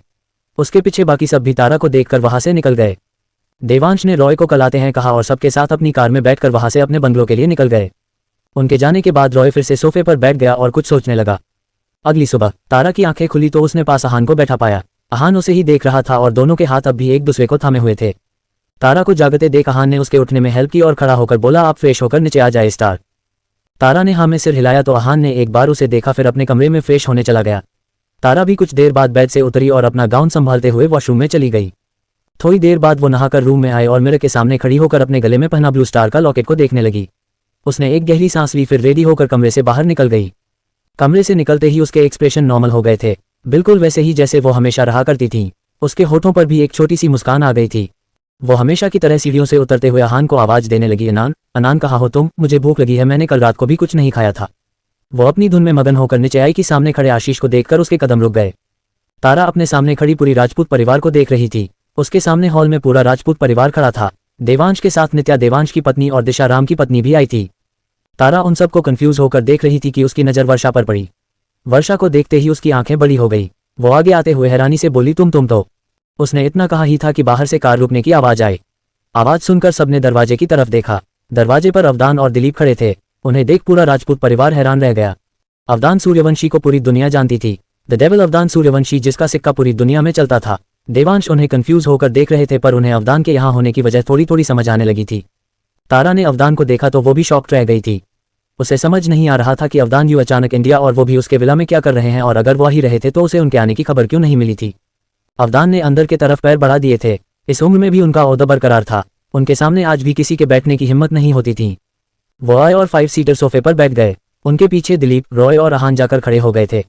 अवदान का चेहरा देवांश और बाकी सबके सामने था। देवांश कुछ बोलते उससे पहले एक आवाज आई डैड। आवाज सुन सबने फिर से दरवाजे के तरफ देखा जहां आशीष और वानी खड़े थे। आशीष के एक्सप्रेशन नॉर्मल नहीं थे। उसके चेहरे पर गिल्ट नजर आ रहा था। वही उसके मुंह से डैड सुनकर एक बार फिर से पूरा राजपूत परिवार हैरान रह गया था। राम धीरे से देवांश के कान में बोला आशीष द डेविल का बेटा है। आज तक हमें ये बात पता कैसे नहीं चलेगी, पर एक बात अजीब है, अगर ये इनका बेटा है तो ये अरबोपति होकर सैफ का काम क्यों करता है? इसका तो इतने सारे बड़े बड़े बिजनेस है, तो ये रेस्टोरेंट क्यों चलाता है? देवांश ने उसे घूर कर देखा जैसे कह रहे हो मुंह बंद रखो अपना, मुझे क्या पता इनके बारे में। राम मुंह बनाकर चुप हो गए और सामने देखने लगे। तारा ने आशीष को देखा, फिर वानी को देखने लगी। उन दोनों को साथ देखकर उसे लग रहा था कि दोनों पति पत्नी है, पर वो श्योर नहीं थी। वर्षा वानी के पास जाकर उसके गले लगते हुए बोली मम्मा आप आ गई, देखो आपकी बेटी, मेरी बहन तारा, वो जिंदा है। वर्षा की बात सुन जहां रॉय और आहान कंफ्यूज थे, वहीं तारा के कानों में सिर्फ वर्षा के कहे एक शब्द ही गूंज रहे थे, मम्मा। उसने आज तक इस शब्द को कभी नहीं कहा था। वो पलके झपकाते हुए वानी को देखने लगी थी, जो ममता भरी नजरों से उसे ही देख रही थी। वानी को देख तारा आशीष को देखने लगी। आशीष ने तारा को देखा और उसके तरफ एक कदम आगे बढ़ाया ही कि तारा ने अपनी नजरें उन पर से फेर ली और जाकर अवदान के बगल में बैठ गई। उसके इस तरह इग्नोर करने पर आशीष की पलकें भींग गई थी, पर जो जानते थे गलती उनकी है, इसलिए उन्होंने कुछ नहीं कहा। थोड़ी देर बाद आशीष और वानी भी सबके साथ खड़े हो गए। तारा ने सबको देखते हुए अवदान से कोल्ड वॉइस में कहा दादू आप बताओगे यहाँ क्या हो रहा है? तारा के चेहरे पर इस वक्त कोई एक्सप्रेशन नहीं थे। वो इस वक्त तारा नहीं बिजनेस की दुनिया की क्वीन दिख रही थी। वानी आगे बढ़कर रूंधे गले से बोली तारा तारा बेटा मैं आपकी मम्मा हूँ, आपकी माँ। वानी अपने जज्बात काबू नहीं कर पा रही थी। जिस बच्चे को उसने इतने सालों से मरा हुआ समझा था, वो आज उसके आंखों के सामने जिंदा था। वो अपनी खुशी जाहिर नहीं कर सकती थी कि वो कितनी खुश है। तारा आशीष और वानी को देखते हुए बोली अगर आप मेरी मदर है तो आज तक कहा थी आपके पति बस एक बार मुझसे मिलने आए थे, उसके बाद ये कभी नहीं आए, पर आप तो कभी नहीं आए मुझसे मिलने। तारा की आवाज में गुस्सा या दर्द नहीं था, वो कंफ्यूज होकर अपने सवाल उससे पूछ रही थी। आशीष ने कहा, क्योंकि मैंने इनसे कहा था कि आप जन्म लेने के कुछ वक्त बाद ही हमें छोड़कर चली गई, आपकी सांसें रुक गई और मैंने आपको नज़ को ले जाने दिया। तारा और बाकी सब भी आशीष को देखने लगे थे। तारा तो कहना चाहती थी कि देखो, गौर से देखो, मैं तो जिंदा हूं, फिर मुझे मरा हुआ क्यों कह दिया आपने। देवांश को बहुत गुस्सा आ रहा था, पर आशीष का एक एहसान था जिस वजह से वो अपने गुस्से को काबू किए खड़ा था। आशीष ने आगे कहा, आपके और आपकी बहन वर्षा के जन्म के वक्त डैड आए थे। वानी फिर से बच्चा कंसीव नहीं कर सकती थी, इसलिए वो चाहते थे कि मैं दूसरी शादी कर लूं और उन्हें वारिस दूं, पर मैं वानी से बहुत प्यार करता था। वानी अनाथ है, इसका मेरे अलावा कोई नहीं। मैंने डैड के मर्जी के खिलाफ जाकर वानी से शादी की थी, इसलिए वो हमें अपनाने को तैयार नहीं थे। पर जब आप दोनों इस दुनिया में आई थी, उस वक्त के आए और मैंने दूसरी शादी करने से मना कर दिया, तब इन्होंने मेरे सामने शर्त रखी कि या तो मैं वानी को छोड़ दूं या फिर आप दोनों में से किसी एक को उन्हें दे दूं। आशीष की बात अब सारे लोग समझ गए थे, पर रॉय और अहान अब भी कंफ्यूज थे। तारा कुछ पल चुप रही, फिर अवदान को देखते हुए बोली, आप तो विलेन वाले दादू निकले। दादू, मुझे इन सब से अलग कर दिया आपने। मैं और वर्षा लड़की है, तो क्या हम आपका वारिस नहीं बन सकती थी, जो आपने अपने ही बेटे के सामने ऐसी शर्त रख दी थी। How can you do this दादू। अवदान ने सिर घुमाकर उसे देखा पर कुछ नहीं कहा। तारा को अभी तो आधी बात ही पता चली थी, अभी तो उसे देवांश के बारे में जानना बाकी था। तारा कुछ सोचकर वानी से बोली, वैसे आप कितनी लकी है पता है आपको, मेरे दादू बहुत अमीर है। हमारा मेंशन जिसमें हम रहते हैं वो 15 करोड़ का है। दादू के पास बहुत प्रॉपर्टी है। सोचो, सिर्फ आपके लिए आपके पति ने इतना पैसा ठुकरा दिया। वाओ, इसे कहते हैं ट्यूलाओ। तारा की बात सुन सबके चेहरे पर मुस्कान आ गई थी। वानी ने अपनी बाहें खोली तो तारा ने कुछ पल उसे देखा, फिर सोफे से उठकर उसके पास चली गई। वानी ने प्यार से तारा के फहद पर किस किया और उसे अपने सीने से लगा लिया। तारा को एक अजीब सी फीलिंग आ रही थी, पर यह फीलिंग जो कुछ भी थी तारा को सुकून दे रही थी। तारा उससे अलग होकर वर्षा के गले लगी, फिर आशीष के सामने जाकर खड़ी हो गई। आशीष ने अपने कान पकड़कर उससे माफी मांगा तो तारा मुस्कुराते हुए उसके सीने से लग गई। उन्हें देख वर्षा ने देवांश को देखा और जाकर उनके पास खड़ी होकर बोली, तारा ये भी हमारे डैड है, हमारे बाबा सा। क्या, रॉय ने चिल्लाते हुए कहा। उसकी चीख इतनी जोरदार थी कि पूरा विला उसकी चीख से गूंज उठा था। दिलीप ने उसे घूर कर देखा तो वो अपना मुंह बंद कर जबरदस्ती का हंसते हुए बोला, मेरा मतलब क्या, ऐसा कैसे हो सकता है, दो बाप कैसे हो सकते हैं। तारा आशीष से अलग हुई और वर्षा के बगल में खड़े राम को देखने लगी। राम को देखते ही तारा की आंखें छोटी हो गई थी। उसने वानी को देखा, फिर राम को उंगली दिखाते हुए बोली, मुझे लगा ही था, आप सही आदमी नहीं हो। यू आर थर्की आदमी, एक नंबर के थर्की आदमी हो आप। मेरी भोली भाली मम्मा को आपने फंसाया ना। तारा की बात सुन राम की आंखें बाहर निकलने को हो आई थी। वो खुद पर उंगली पॉइंट करते हुए बोले, मैं ठरकी, आप मुझे ठरकी कैसे कह सकती है, मैंने क्या किया। रोशन मुस्कुराते हुए नीरज से बोला, भाई लगता है डैड और तारा की फिर से लड़ाई होने वाली है। वैसे मुझे इनकी लड़ाई देखने में बहुत मजा आता है। डैड अपनी बातों से सबको चुप करा देते हैं, पर तारा तो उनसे 100 कदम आगे है, उससे तो डैड भी नहीं जीत सकते। नीरज भी उसकी बात पर धीरे से मुस्कुरा दिया। तारा ने अपने कमर पर हाथ रखा और राम के सामने जाकर खड़ी हो गई। राम और वो दोनों एक दूसरे को घूरने लगे थे, ऐसे जैसे दोनों के बीच घूरने का कंपटीशन चल रहा हो। तारा राम को घूरते हुए बोली, माना आप बहुत हैंडसम दिखते हो, पर इसका क्या मतलब हुआ, आप किसी शादीशुदा औरत पर नजर कैसे डाल सकते हो। मम्मा बहुत खूबसूरत है, इनोसेंट है, भोली भली सी है, तो क्या आप उन्हें अपने जाल में फंसा लेंगे। सारे लोग मुंह खोले तारा को देख रहे थे। राम के हैरानी की तो कोई सीमा ही नहीं रही थी, उससे कुछ कहना ही नहीं बन रहा था। वो अपनी सफाई देना चाहता था, पर उसके गले से शब्द नहीं फूट रहे थे। तारा ने उन्हें घूर कर देखा, फिर आशीष के पास जाकर उसका हाथ पकड़ते हुए बोली, आप टेंशन मत लो मैं आपकी भी दूसरी शादी करूँगी। मैं आपके लिए एक बहुत खूबसूरत सी लड़की नहीं इस उम्र में लड़की नहीं, बहुत खूबसूरत सी आंटी ढूंढूंगी और आपकी शादी उनसे करूंगी। आशीष के होठों पर मुस्कान आ गई थी। वो मुस्कुराते हुए अपनी तारा को देख रहे थे, जो उनकी दूसरी शादी करने के सपने बुन रही थी। तारा ऐसी बातें करते हुए किसी छोटी क्यूट सी बच्ची की तरह लग रही थी। वानी ने उसे समझाना चाहा, वो उसके पास जाते हुए बोली, तारा आप हमारी बात सुनिए। तारा ने झट से पीछे पलटकर उसे देखा और कहा, मुझे कुछ नहीं सुनना, मैंने अभी बताया ना आपको, इन्होंने आपके लिए कितनी सारी प्रॉपर्टी छोड़ दी, पर आपने क्या किया। आप इस कहते हुए उसने राम की तरफ उंगली पॉइंट की और कहा, आपने इन अंकल जिनका सिर्फ नाम राम है पर करते काम रावण वाले हैं, आप इनकी बातों में आ गई और आपने इनसे शादी कर ली। जब आप दूसरी शादी कर सकती हैं तो आपके पति क्यों नहीं कर सकते हैं। ये भी कर सकते हैं, ये भी जरूर करेंगे, उसने जिद करते हुए कहा। दिपिल के होठों पर न दिखने वाली मुस्कान थी, पर अवदान के एक्सप्रेशन कुछ ठीक नहीं थे, वो कुछ और ही सोच रहे थे। अहान ने राम को देखा, जिनका चेहरा वाकई देखने लायक था। कोई भी उसे देखकर कह सकता था कि वो उस तरह के आदमी हो ही नहीं सकते। अहान ने पूरे परिवार को देखा, सब हैरान थे, वो भी हैरान था। कल देवांश ने कहा था कि वो तारा के पिता है, पर वो भी इस तरह के आदमी नहीं लगते थे। वो अपनी पत्नी नित्या से बहुत प्यार करते थे, जिसकी चर्चा पूरे महाराष्ट्र के साथ साथ बाकी राज्यों और देशों में भी होती थी। रॉय राम को गौर से देखते हुए तारा से बोला, आपको कोई गलतफहमी हो रही, जरा ठीक से सुनिए इन्हें, ये ऐसे नहीं दिखते। तारा ने कहा, अरे अंकल, शकल से तो मैं और आप भी शरीफ दिखते हैं, पर सच तो हम दोनों ही जानते हैं न कि हम दोनों कितने शरीफ है।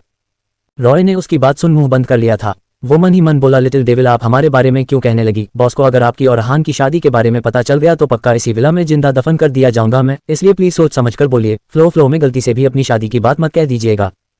तारा ने आगे कहा, रॉय अंकल आप नहीं थे ना हमारे साथ मॉल में, इसलिए आपको नहीं पता है। ये मुझसे कह रहे थे कि मैं इन्हें अपना फूफा मानूं। बताओ कैसे आदमी है ये, मेरी बुआ जो है भी नहीं उन पर नजरें टिकाए बैठे हैं ये। सच में अगर सच में ये मेरे फूफा होते तो मैं मैं आपका फूफा ही हूँ और ये आपके डैड यानी आपके बाबा साहेब राम ने बीच में ही कहा। उनकी आवाज़ थोड़ी ऊंची थी। वो दोबारा अपनी और दिशा के डाइवोर्स की बात नहीं सुन सकते थे, इसलिए उन्होंने तारा को बीच में ही सच बता दिया था। तारा उनकी बात सुन देवांश को देखने लगी थी। वर्षा ने कहा, तारा बाबा सा हमारे बायोलॉजिकल फादर है, मैं और तुम गलती से वानी मम्मा के टमी में चले गए थे। क्या गलती से? ये कैसी गलती हुई? एक बार फिर से रॉय ने चिल्लाते हुए कहा। इस बार दिलीप उसे वार्निंग देते हुए बोले, दोबारा अगर तुम्हारे मुंह से क्या सुन लिया ना तो जिंदगी भर क्या क्या बोलने के लायक ही रहोगे। सारे दांत तोड़कर हाथ में दे दूंगा तुम्हारे, इसलिए मुंह बंद करो और चुप से उनकी सारी बातें सुनो। दिलीप की धमकी सुनकर रॉय ने झट से अपने मुंह पर हाथ रख लिया और शरीफों की तरह तारा को देखने लगा।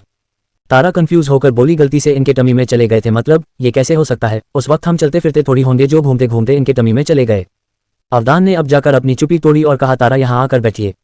तारा ने एक बार आशीष और फिर देवांश को देखा, फिर अवदान के बगल में जाकर आलती पलती कर बैठ गई। अवदान देवांश को देखते हुए बोले, अब अपनी बेटी को सारी बातें बताए। देवांश ने हाँ में सिर हिलाया और तारा को देखते हुए कहा, यह सच है तारा, आप हमारी बेटी हैं, हमारा खून है आप। तारा, जिसने अब तक अपनी पलकें झुका रखी थी, उसने झट से सिर उठाकर देवांश को देखा। देवांश उसकी नीली आंखें देखकर समझ गए थे कि तारा उनसे जानना चाह रही है कि वो उनका खून कैसे हो सकती है। देवांश ने एक गहरी सांस छोड़ी और कहा, यह हमारे बेटे और आपके बड़े भाई नीरज है। उन्होंने नीरज की तरफ इशारा करते हुए कहा। तारा ने नीरज को देखा तो उसे उस दिन उसका खुद का केयर करना याद आया। देवांश ने आगे कहा, नीरज 28 साल के है। इनके जन्म के बाद हमने और हमारी पत्नी नित्या ने दूसरे बच्चे के लिए कोशिश की थी। हम दोनों को बेटी की चाह थी, पर नीरज के बाद नित्या भी बच्चे को कंसीव नहीं कर पा रही थी। बहुत कोशिश करने पर 7 साल बाद ये दोबारा प्रेग्नेंट हुई थी, पर 3 महीने बाद ही हमने अपना बच्चा खो दिया था। उसके बाद हम दोनों हॉस्पिटल गए थे। देवांश ने आगे कहा, हम दोनों उस वक्त हॉस्पिटल गए थे। वहां हमें एक डॉक्टर ने बताया कि हम आईवीएफ इन विट्रो फर्टिलाइजेशन के जरिए माता पिता बन सकते हैं। नित्या और हमें ये आइडिया सही लगा और हमने इसकी प्रोसेस शुरू की, पर उस डॉक्टर की गलती से मेरा स्पर्म वानी जी में चला गया था। डॉक्टर ने हमें ये बात नहीं बताई थी। उसने फिर से मेरा स्पर्म लेकर नित्या को इंजेक्ट कर दिया था, पर हमने उस बच्चे को भी 2 महीने के अंदर ही खो दिया था। उसके बाद डॉक्टर ने नित्या को दोबारा प्रेग्नेंट होने से मना किया, क्योंकि इससे नित्या की जान खतरे में पड़ सकती थी। मैं और नित्या उसी दिन इंडिया छोड़कर 13 साल के लिए दुबई शिफ्ट हो गए थे, पर जब वापस आए तब हमें उस डॉक्टर के साथ काम करने वाली नज ने सारी बातें बताते हुए आशीष और वानी के बारे में बताया और हमने इन्हें ढूंढ निकाला। देवांश बोलकर चुप हुए तो आशीष ने कहा, मैं और वानी भी आईवीएफ इन विट्रो फर्टिलाइजेशन के लिए ही उस दिन हॉस्पिटल गए थे और गलती से आप दोनों हमारी जिंदगी में आ गई थी, पर इससे मुझे और वानी को कोई प्रॉब्लम नहीं थी। हम दोनों खुश थे कि हम भी अब पेरेंट्स बनने वाले थे। मैंने मिस्टर राजपूत को ढूंढा था, पर जब मुझे पता चला कि मिसेस राजपूत प्रेग्नेंट है तो मैंने इन्हें कुछ नहीं बताया। उस वक्त अगर मुझे पता होता कि इन्होंने अपना बच्चा खो दिया है तो मैं और वानी इन्हें आप दोनों के बारे में जरूर बता देते, पर शायद किस्मत में आप दोनों का हमसे मिलना लिखा था, इसलिए आप दोनों हमसे मिल गई। एक बार फिर से सबकी नजरें तारा पर टिक गई थी। रॉय और अहान समझ गए थे कि अब क्या होने वाला है, इसलिए उन दोनों को तारा की फिक्र होने लगी। देवांश ने जैसे ही तारा की तरफ एक कदम बढ़ाया कि तारा, जिसने सिर पल के झुका रखी थी, उसने कहा, इसका मतलब मेरे दादू नहीं है। उसने सिर घुमाकर अवदान को देखा और कहा, मैं आपकी पोती नहीं हूं दादू, आप मेरे दादू नहीं हो। तारा का गला रूंध गया था, उसकी आंखें नम होने लगी थी। वो अब भी एक उम्मीद लिए अवदान से सवाल कर रही थी कि अवदान इस बात को नकार दे और कह दे कि वो यानी तारा उनकी अवदान की ही पोती है। अवदान ने उसे देखा और कोल्ड वॉइस में कहा, आप रो नहीं सकती लिटिल डेविल। तारा खुद पर कंट्रोल करते हुए बोली, नहीं रो रही मैं, आप बताओ आप मेरे दादू हो ना। अवदान ने इस पर उसे अपनी नजरें फेरते हुए कहा, आप मेरी तारा है, आपके अंदर किसी का भी खून हो मुझे फर्क नहीं पड़ता, आप हमारी वारिश है, इससे ज्यादा और कुछ जानने और याद रखने की जरूरत नहीं आपको, आप लिटिल डेविल है, आप ये एक बात अच्छे से अपने जहन में बैठा लीजिए। कहते हुए वो खड़े हो गए और लंबे डग भरते हुए बाहर निकल गए। तारा जल्दी से पीछे पलटी और दिलीप को देखते हुए बोली, दिलीप आप बताओ, दादू मेरे दादू है ना, मैं उनकी ही पोती हूं ना। दिलीप इतने सालों में आज दूसरी बार तारा के आंखों में आंसू देख रहे थे। उन्होंने अपनी हाथ की मुट्ठी कस रखी थी। तारा के आंसू उनके दिल को छली कर रही थी। वो उसकी आंखों में देखते हुए बोले, खून के रिश्ते से बढ़कर दिल का रिश्ता होता है लिटिल डेविल।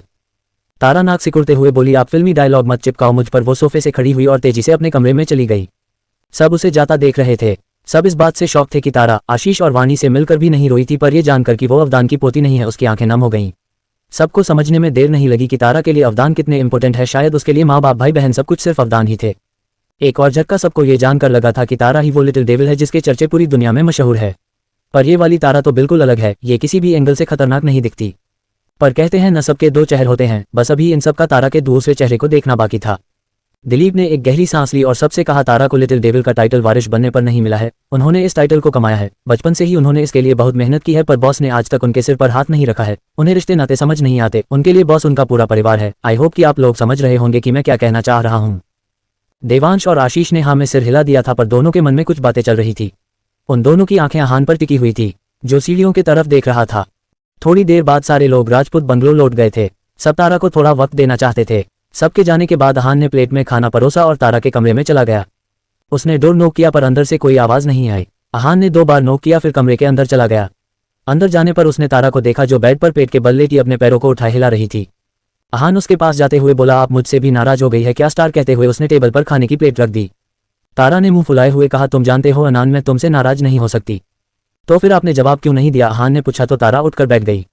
उसने अहान को देखा जो उसके पास ही खड़ा था। तारा ने उसके कमर पर हाथ लपेटे और सिर उठाकर उसे देखते हुए बोली, दादू, वो मेरे दादू नहीं है। अहान ने कुछ पल उसके चेहरे को देखा, फिर उसके बालों को सहलाते हुए बोला, उन्होंने आपको पाला है, वो आपके सब कुछ है। दिलीप नानू ने सही कहा है स्टार, खून के रिश्ते से बड़ा दिल का रिश्ता होता है। तारा ने उसकी बात का कोई जवाब नहीं दिया। उसके दिमाग में एक अलग ही खिचड़ी पकने लगी थी। अहान ने उसे खाना खिलाया और अपने कमरे में जाने लगा तो तारा ने उसके हाथ को पकड़कर उसे रोकते हुए कहा, तुम कहाँ जा रहे हो? तुम्हारी वाइफ को तुम्हारी जरूरत है, मैं सैड हूं ना, इसलिए मेरे पास रहो। अहान ने उसे देखा जो खाने के बाद बिल्कुल नॉर्मल हो चुकी थी।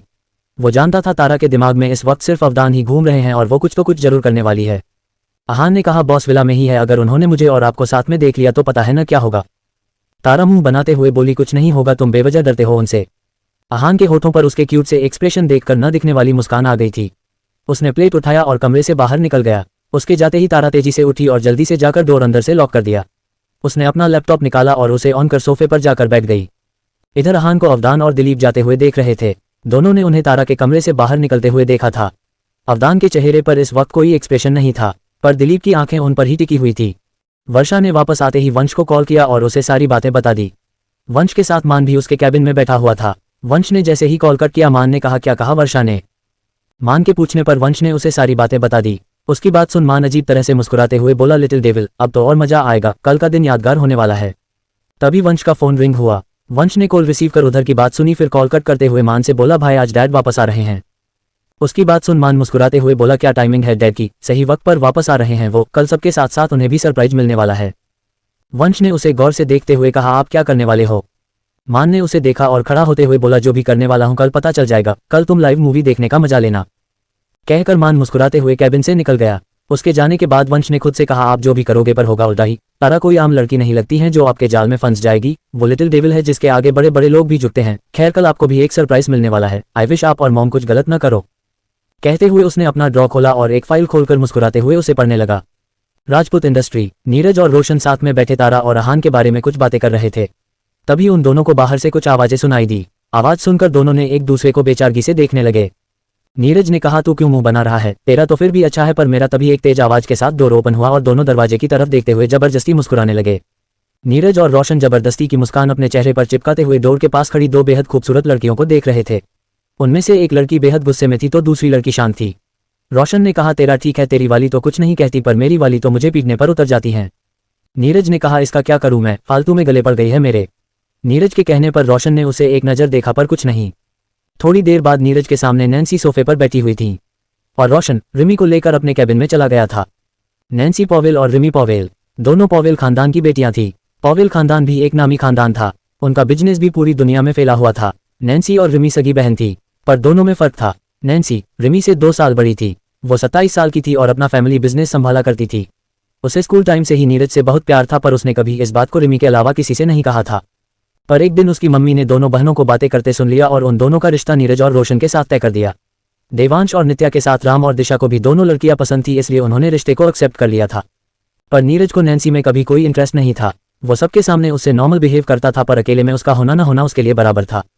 नैन्सी हमेशा सूट पहने सिंपल रहा करती थी। उसे ज्यादा बातें करना भी पसंद नहीं था, या यूं कहे कि वो ज्यादा बोल ही नहीं पाती थी। जबकि रिमी के केस में उल्टा था। रिमी एक मॉडर्न लड़की थी। वो भी नैन्सी के साथ बिजनेस में हेल्प किया करती थी, पर उसे रोशन में कोई इंटरेस्ट नहीं था, पर रोशन उससे बहुत प्यार करता था। नीरज ने नैन्सी को देखा और कहा, कुछ काम था, यहाँ ऑफिस क्यों आई हो? नैन्सी अपने दुपट्टे को कसकर पकड़ते हुए बोली, माँ ने भेजा है, कल पार्टी में आप मिले नहीं तो। तुम झूठ भी बोलती हो, आंटी को मैं नहीं मिला था तो मासा ने उनसे बात कर ली थी, इसलिए उनका नाम लेने की जरूरत नहीं है तुम्हें, नीरज ने अपना लैपटॉप ऑन करते हुए कहा। नैन्सी की आंखें भर आई थी। उसने पलके उठाकर उसे देखा, जिसने एक बार भी उसे नहीं देखा था। नीरज का ऐसा बिहेव उसे हमेशा चुंभता था। उसने तो कभी नैन्सी को आंख उठाकर ठीक से देखा भी नहीं था। नैन्सी थोड़ी देर बैठी रही, फिर उठकर बोली, मैं चलती हूँ, ऑफिस भी जाना है। नीरज ने उसे बिना देखे हाँ में सिर हिलाया तो नैन्सी अपने आंसू कंट्रोल करते हुए बाहर निकल गई। दूसरी तरफ रिमी सोफे पर फैलकर बैठी हुई थी। उसका वजन थोड़ा ज्यादा था, जिसके वजह से उसके गाल फूले हुए और बहुत क्यूट नजर आते थे। वो सोफे पर बैठी एप्पल खाते हुए बोली, तुम्हारा टेस्ट बिल्कुल अच्छा नहीं है, अभी तक यही फालतू सा पेंट लगवा रखा है कैबिन में, तुम्हारे रूम का इंटीरियर तो अच्छा है ना, मैं ऐसी बोरिंग दिखने टाइप वाले कमरे में नहीं रह सकती हूँ। रोशन, जो जब से वो आई थी उसे ही निहार रहा था, वो मुस्कुराते हुए बोला, अगर ऐसा है तो चलो मेरे घर, मेरा कमरा देख लेना, फिर अगर पसंद ना आए तो मैं चेंज करवा दूंगा। रिमी बोली, अरे ठीक याद दिलाया तुमने, माँ ने आते टाइम मुझसे कहा था कि कल मैं और दी तुम्हारे घर चले जाए, कल पूजा होनी है तुम्हारे घर में, जीजू को भी बता देना क्योंकि दी को पता नहीं है जो वो उन्हें बताएगी। रोशन मुस्कुराते हुए बोला, ओके मैं भाई को बता दूंगा, वैसे कल तुम कौन से कपड़े पहन कर आओगी? रिमी कंफ्यूज होकर बोली, कौन से कपड़े पहन कर आऊंगी से क्या मतलब, जो पहनती हूँ वही पहनूंगी, जीन्स टॉप फ्रॉक स्कर्ट बहुत से कपड़े हैं मेरे पास। उसकी बात सुन रोशन ने अपना सिर पीट लिया। वो उसे समझाते हुए बोला, ये सारे कपड़े तो तुम हमेशा पहनती हो, कल पूजा है तो कुछ इंडियन वियर पहन कर आना, तुम्हें पता है ना हमारी एक और बहन भी हमें मिली है, कल की पूजा उसके लिए ही रखी गई है। रिमी ने अपना मुंह साफ किया और खड़े होते हुए बोली, कल का कल देखूंगी कि क्या पहनती हूँ, जैसा मूड करेगा मैं वैसा ही पहनूंगी। By the way I am so excited, Varsha बहुत अच्छी है, अब कल देखते हैं तारा कैसी है। तुम्हारी जैसी है, पर वो कुछ ज्यादा ही तेज तर्रार है, तुम दोनों का बहुत बनने वाला है, रोशन ने धीरे से कहा जिसे रिमी सुन नहीं पाए। रिमी ने उसे खुद से बातें करते हुए देखा तो कहा, तुम खुद से ही क्या बातें करते रहते हो, जब देखो तब खुद में ही उलझे हुए रहते हो। मैं जा रही हूँ, कल मिलते हैं, और हाँ अपने ऑफिस वालों को बता दो कि हमारी शादी होने वाली, वो लोग हमें घुसने ही नहीं दे रहे थे, नेक्स्ट टाइम अगर किसी ने मुझे रोका ना उसका मुंह तोड़ दूंगी मैं। रोशन ने उसे करना चाहा पर तब तक रिमी हवा की तरह उसके केबिन से निकलकर छू हो गई। उसे जाता देख रोहन सोफे पर सिर टिकाते हुए बोला, पता नहीं हम चारों का क्या होगा, भाभी को भाई पसंद है पर भाई को उनमें जरा सा भी इंटरेस्ट नहीं है, और मुझे तुम पसंद हो पर तुम्हें खुद से ही फुर्सत नहीं है, कहते हुए उसने अफसोस से आंखें बंद कर ली। तारा का विला शाम होने को आई थी। तारा अपने गार्डन में वॉक कर रही थी। उसके हाथ में उसका फोन था और कान में ईयरबड लगे हुए थे। वो अपने किसी क्लाइंट से बात कर रही थी। इस वक्त विला में तारा और रॉय के अलावा सिर्फ उसके बॉडीगार्ड थे। अवदान, दिलीप और रहान एक मीटिंग के लिए गए हुए थे। तारा बातें करते हुए पलटी की उसे विला के अंदर मान की कार एंटर करते हुए दिखी। मान ने कार रोकी और अपने हाथ में एक फाइल लेकर उसके पास आने लगा। तारा ने उसे देख कॉल कट किया और वहां लगे चेयर पर बैठ गई। मान उसके पास आया और उसके सामने वाली कुर्सी पर बैठते हुए घमंड से बोला, हेलो मिस लिटिल डेविल, कैसी है आप? पॉवेल निवास। रिमी नैन्सी के कमरे में थी। वो उसके बेड पर लेटी चॉकलेट खा रही थी। वहीं नैन्सी सोफे पर बैठी लैपटॉप पर काम कर रही थी। रिमी ने कुछ सोचते हुए कहा, दी आपने जीजू से क्या बात की? अगर वो बात नहीं करते तो आप ही बात शुरू किया करो, वैसे मुझे पता है आप भी उनसे कुछ नहीं कह पाती होंगी पर कोशिश तो किया करो। रिमी की बात सुन नैन्सी को नीरज का रूखा व्यवहार याद आया पर वो झूठी मुस्कुराहट लिए बोली, हाँ बात हुई हमारी पर मुझे ऑफिस जाना था इसलिए जल्दी निकल गई वहां से, वैसे हमें यूं उनके ऑफिस जाकर उन्हें डिस्टर्ब नहीं करना चाहिए। रिमी बेड से उतरते हुए बोली, तो हम कौन सा अपनी मर्जी से गए थे वहां, हमें तो माँ ने भेजा था ना, उन्होंने कहा था, वरना मुझे भी रोशन से मिलने में कोई इंटरेस्ट नहीं था। अब आप काम करो, मैं चली सोने वरना मेरी आंखों के नीचे डार्क सर्कल्स आ जाएंगे, गुड नाइट कहकर उसने नैन्सी को साइड हक किया फिर कमरे से निकलकर अपने कमरे में चली गई। उसके जाने के बाद नैन्सी की आंखें फिर से नम हो गई थी पर फिर उसने अपने आंसू साफ किए और अपने काम में लग गई। अगली सुबह सबने तारा को राजपूत बंगलो जाने के लिए मना लिया था। तारा ने भी सच को एक्सेप्ट कर लिया था और अपने कमरे में रेडी हो रही थी। आहान ने उसके लिए लाल रंग का बहुत खूबसूरत अनारकली सूट मंगवाया था। तारा कपड़े बदलकर बेड पर बैठी अपने फोन में कुछ कर रही थी। तभी बाहर से आहान ने डोर नॉक किया। तारा ने अंदर आने को कहा तो आहान अंदर चला आया। अंदर आते ही उसने आंखें बंद की और उसके तरफ पीट करते हुए बोला, स्टार आप अब तक रेडी क्यों नहीं हुई है? तारा ने फोन से नजरें हटाए और उसे देखते हुए बोली, मैं फोन में ढूंढ रही हूँ कि शूट में किस तरह की हेयर स्टाइल करनी चाहिए और किस तरह की रेडी हूँ, पहली बार ऐसे कपड़े पहन रही हूँ ना, इसलिए मुझे समझ नहीं आ रहा कुछ भी, पर तुमने मुंह क्यों घुमा लिया, मैंने तो कपड़े पहने हैं। आहान ने एक गहरी सांस छोड़ी और सोफे पर से उसके दुपट्टे को उठाकर तारा के कंधों पर डालते हुए बोला, सूट पर हमेशा दुपट्टा लिया कीजिए, बिना दुपट्टे के सूट का लुक अच्छा नहीं आता। बेचारा अब वो कैसे तारा को सच कहता कि उसके सूट का गला डिप है, जिसे देखकर वो पलट गया था। पर इतनी समझ अब तक तारा में आई ही नहीं थी। वो आहान के सामने बिल्कुल फ्री रहा करती है, जैसे उसने तो उसे बचपन से ही अपना पति मान लिया हो, जिसके सामने वो कुछ भी पहन कर जा सकती थी। तारा ने उसे मुंह बनाकर देखा तो आहान ने कहा, आइए मैं रेडी कर देता हूँ आपको। उसकी बात सुन तारा खुश होते हुए बोली, तुम रेडी करोगे मुझे? फिर मुंह बनाते हुए बोली, पर मैंने तो कल भी कहा था कि तुम ही रेडी कर दो, पर तुमने तो उस ब्यूटिशियन को भेज दिया था। आहान ने उसकी बात का कोई जवाब दिया। उसने उसे मिरर के सामने टेबल पर बैठाया और ड्रॉ से झुमके निकालकर उसे पहनाते हुए। तारा झुमके देखकर बोली, ये कब आया यहाँ, मैंने तो नहीं देखा इसे। आहान ने कंघी उठाते हुए कहा, कल ही मैद से रखवाया था मैंने, पर पता नहीं कल आप किस सोच में गुम थी और गार्डन से अंदर आ ही नहीं रही थी। कल का जिक्र सुनकर तारा के होठों पर मिस्टीरियस स्माइल आ गई थी, जिसे आहान देख नहीं पाया था। उसे अपनी और मान की बातें याद आए और वो मन ही मन बोली, आज तो तुम्हारा चेहरा देखने लायक होगा मिस्टर मान कपाड़िया, मुझसे तारा सूर्यवंशी से चालाकी करने आए थे न तुम, आज तुम्हें शौक पर शौक न दिया तब कहना। आहान ने उसे रेडी किया और उसके दुपट्टे पर पिन लगाकर बोला, अब आप खुद को सुनिए, कहीं कुछ छूट तो नहीं गया है ना आपसे, तब तक मैं आपकी जूती लेकर आता हूँ। आहान बेड से दूसरी तरफ गया जहां उसने तारा के जूतियों को रखा था। तारा ने खड़ी हुई और खुद को मिरर में देखने लगी। आहान ने उसके बालों को खुला छोड़ रखा था, आंखों में करिश्मा, होठों पर लिप बाम, लाइट मेकअप, कानों में झुमके, वो भला की खूबसूरत लग रही थी पर उसे कुछ कमी सी लग रही थी। तब तक आहान आया और उसके पैरों में जूती पहनाते हुए बोला, सब सही है ना, कुछ छूटा ना हो तो चले वरना हम लेट हो जाएंगे। कहकर वो खड़ा हुआ और खुद से तारा को चेक करने लगा। तारा ने खुद को उसे दिखाते हुए कहा, कुछ छूट रहा है ना नान, कुछ कमी सी लग रही है। आहान ने उसके माथे को देखा, फिर एक व्हाइट स्टोन की छोटी सी बिंदी लेकर उसके माथे पर लगाकर बोला, इसकी कमी थी, अब सुनिए खुद को। तारा ने खुद को देखा, वाकई बिंदी लगाकर वो कतई जहर लगने लगी थी। आज तो जो भी उसे देखता बस देखता ही रह जाता। आहान ने भी कुछ पल उसके बेहद खूबसूरत दिख रहे चेहरे को देखा, फिर कहा, अब सब सही है तो चले। तारा ने हाँ में सिर हिलाया तो दोनों कमरे में से बाहर निकल आए। अहान ने तारा के पैरों में पहनने के लिए पायल भी दी थी, जिसकी आवाज़ सुन हॉल में खड़े अवदान, दिलीप और रॉय ने पलटकर सीढ़ियों की तरफ देखा तो उन तीनों की नजरें तारा और उससे 2 सीढ़ियां पीछे चल रहे अहान पर टिक गई। अहान ने व्हाइट शर्ट और ब्लैक पैंट पहन रखा था, जिसमें वो बहुत हैंडसम लग रहा था। तारा और अहान इस वक्त बिल्कुल मेड फॉर ईच अदर लग रहे थे। उनकी जोड़ी कमाल की लग रही थी। तारा ने अवदान को देखा तो वो जल्दी से भागते हुए उसके पास आए और बोली, मैं कैसी लग रही हूँ? मस्त लग रही हूँ ना? बोले तो बिल्कुल पटाखा। पटाखा सुन रॉय और दिलीप मुस्कुराने लगे थे। वही अवदान ने अपनी भौहें सिकुड़ते हुए कहा, ऐसे वर्ड्स कहाँ से सीखती है आप? तारा ने कहा, क्यों, क्या मैं पटाखा नहीं दिख रही? रॉय अंकल ने कहा था कि इंडिया में पटाखा कहने का मतलब होता है कि वो बहुत खूबसूरत दिख रही है, तो क्या मैं खूबसूरत नहीं दिख रही? अवदान ने पलटकर रॉय को घूर कर देखा। रॉय ने घबराहट से सिर झुका लिया था। तारा पक्का किसी दिन उसे सूली पर चढ़ा देगी। उसने तो उसके पूछने पर सच ही कहा था, पर उस बेचारे को क्या पता था कि तारा यूं सबके सामने उसे शेर के सामने खड़ी कर देगी। रॉय अपनी सफाई देता उससे पहले अवदान उसे गुस्से से घूरकर बाहर निकल गए। उनके जाने के बाद रॉय ने एक राहत की सांस ली ही थी कि तारा ने दिलीप और अहान से पूछ दिया। वो तो बिना बताए ही चले गए। कोई बात नहीं, आप दोनों बताओ, मैं पटाखा नहीं लग रही क्या? तारा ने बड़ी मासूमियत से पूछा था, जिसे सुन दिलीप हल्का मुस्कुराते हुए बोले, आप बहुत खूबसूरत लग रही है। उन्होंने भी रॉय को घूर कर देखा, फिर पलटकर बाहर निकल गए। अब सिर्फ अहान और रॉय ही बचे थे। तारा अब अहान को सवालिया निगाहों से देखने लगी थी। रॉय ने उन्हें देखा तो उसका सारा डर छूमंतर हो गया और वो अहान से मुस्कुराते हुए बोला, अहान अब तुम बताओ, तुम्हारी बीबी पटाखा लग रही है या नहीं? अहान अपना सलाइवा गटकते हुए तारा को देख रहा था। रॉय वहां से बहुत पहले ही खिसक चुका था। उसे चुप देख तारा गोल घूमते हुए बोली, अनान बोलो ना, कैसी लग रही हूं मैं? अहान सिर हिलाते हुए बोला, खूबसूरत लग रही है आप। कहते हुए उसने झट से अपना फोन निकाला और झूठ मूठ का कॉल पर बात करने की एक्टिंग करते हुए बाहर निकल गया। उसे जाता देख तारा ने आंखें छोटी कर ली थी। वो खुद से ही बोली, बहुत भागते हो ना तुम मुझसे, देखना एक दिन तुम मेरे पीछे भागोगे पर मैं हाथ नहीं आऊंगी। कहते हुए उसने अपने बाल झटके और वो भी बाहर आ गई। अवदान और दिलीप जा चुके थे। रॉय ड्राइविंग सीट पर बैठ गया था और अहान उसके बगल में बैठा था। तारा बाहर आई तो उसके गार्ड ने कार की बैक सीट का डोर खोल दिया। तारा अपने कपड़े संभालते हुए कार में बैठी, फिर गार्ड ने डोर बंद किया और रॉय ने कार स्टार्ट कर राजपूत बंगलों की तरफ कार घुमा ली। आधे घंटे बाद रॉय ने कार एक सिग्नल के पास रोकी। सुबह का वक्त था इसलिए ट्रैफिक जाम थी। उनके कार के बगल में कुछ बाइक थी और उन बाइक्स के बीच में एक क्यूट सा करीब 5 साल का बच्चा स्कूल ड्रेस पहने अपने पापा के पीछे बैठा हुआ था। तारा ने उस बच्चे को देखा तो उसने विंडो के शीशे को नीचे किया और अपना सिर बाहर निकालकर आसपास देखने लगी। वहां और भी कई सारे स्कूल यूनिफॉर्म पहने बच्चे थे। तारा उन सब क्यूट बच्चों को देखते हुए बोली, अनान।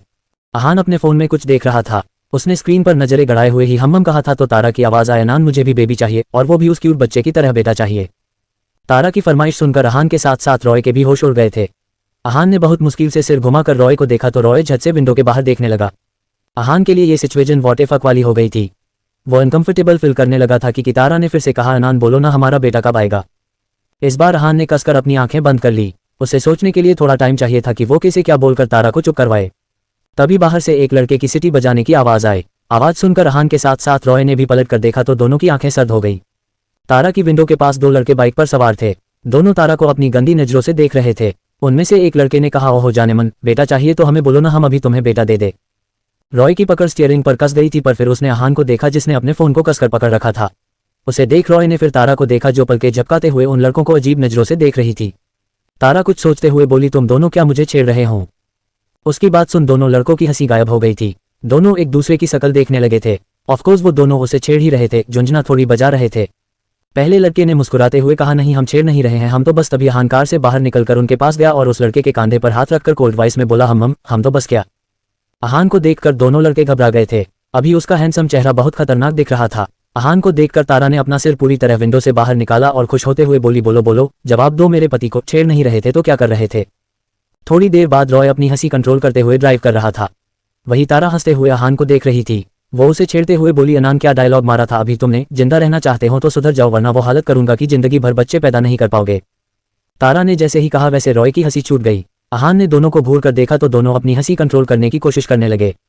रॉय अपनी हंसी कंट्रोल करते हुए बोला, यहाँ आकर तुम दोनों की लैंग्वेज बिगड़ने लगी है। अहान, लिटिल डेविल का समझ में आता है पर तुम कब से ऐसी बातें करने लगे?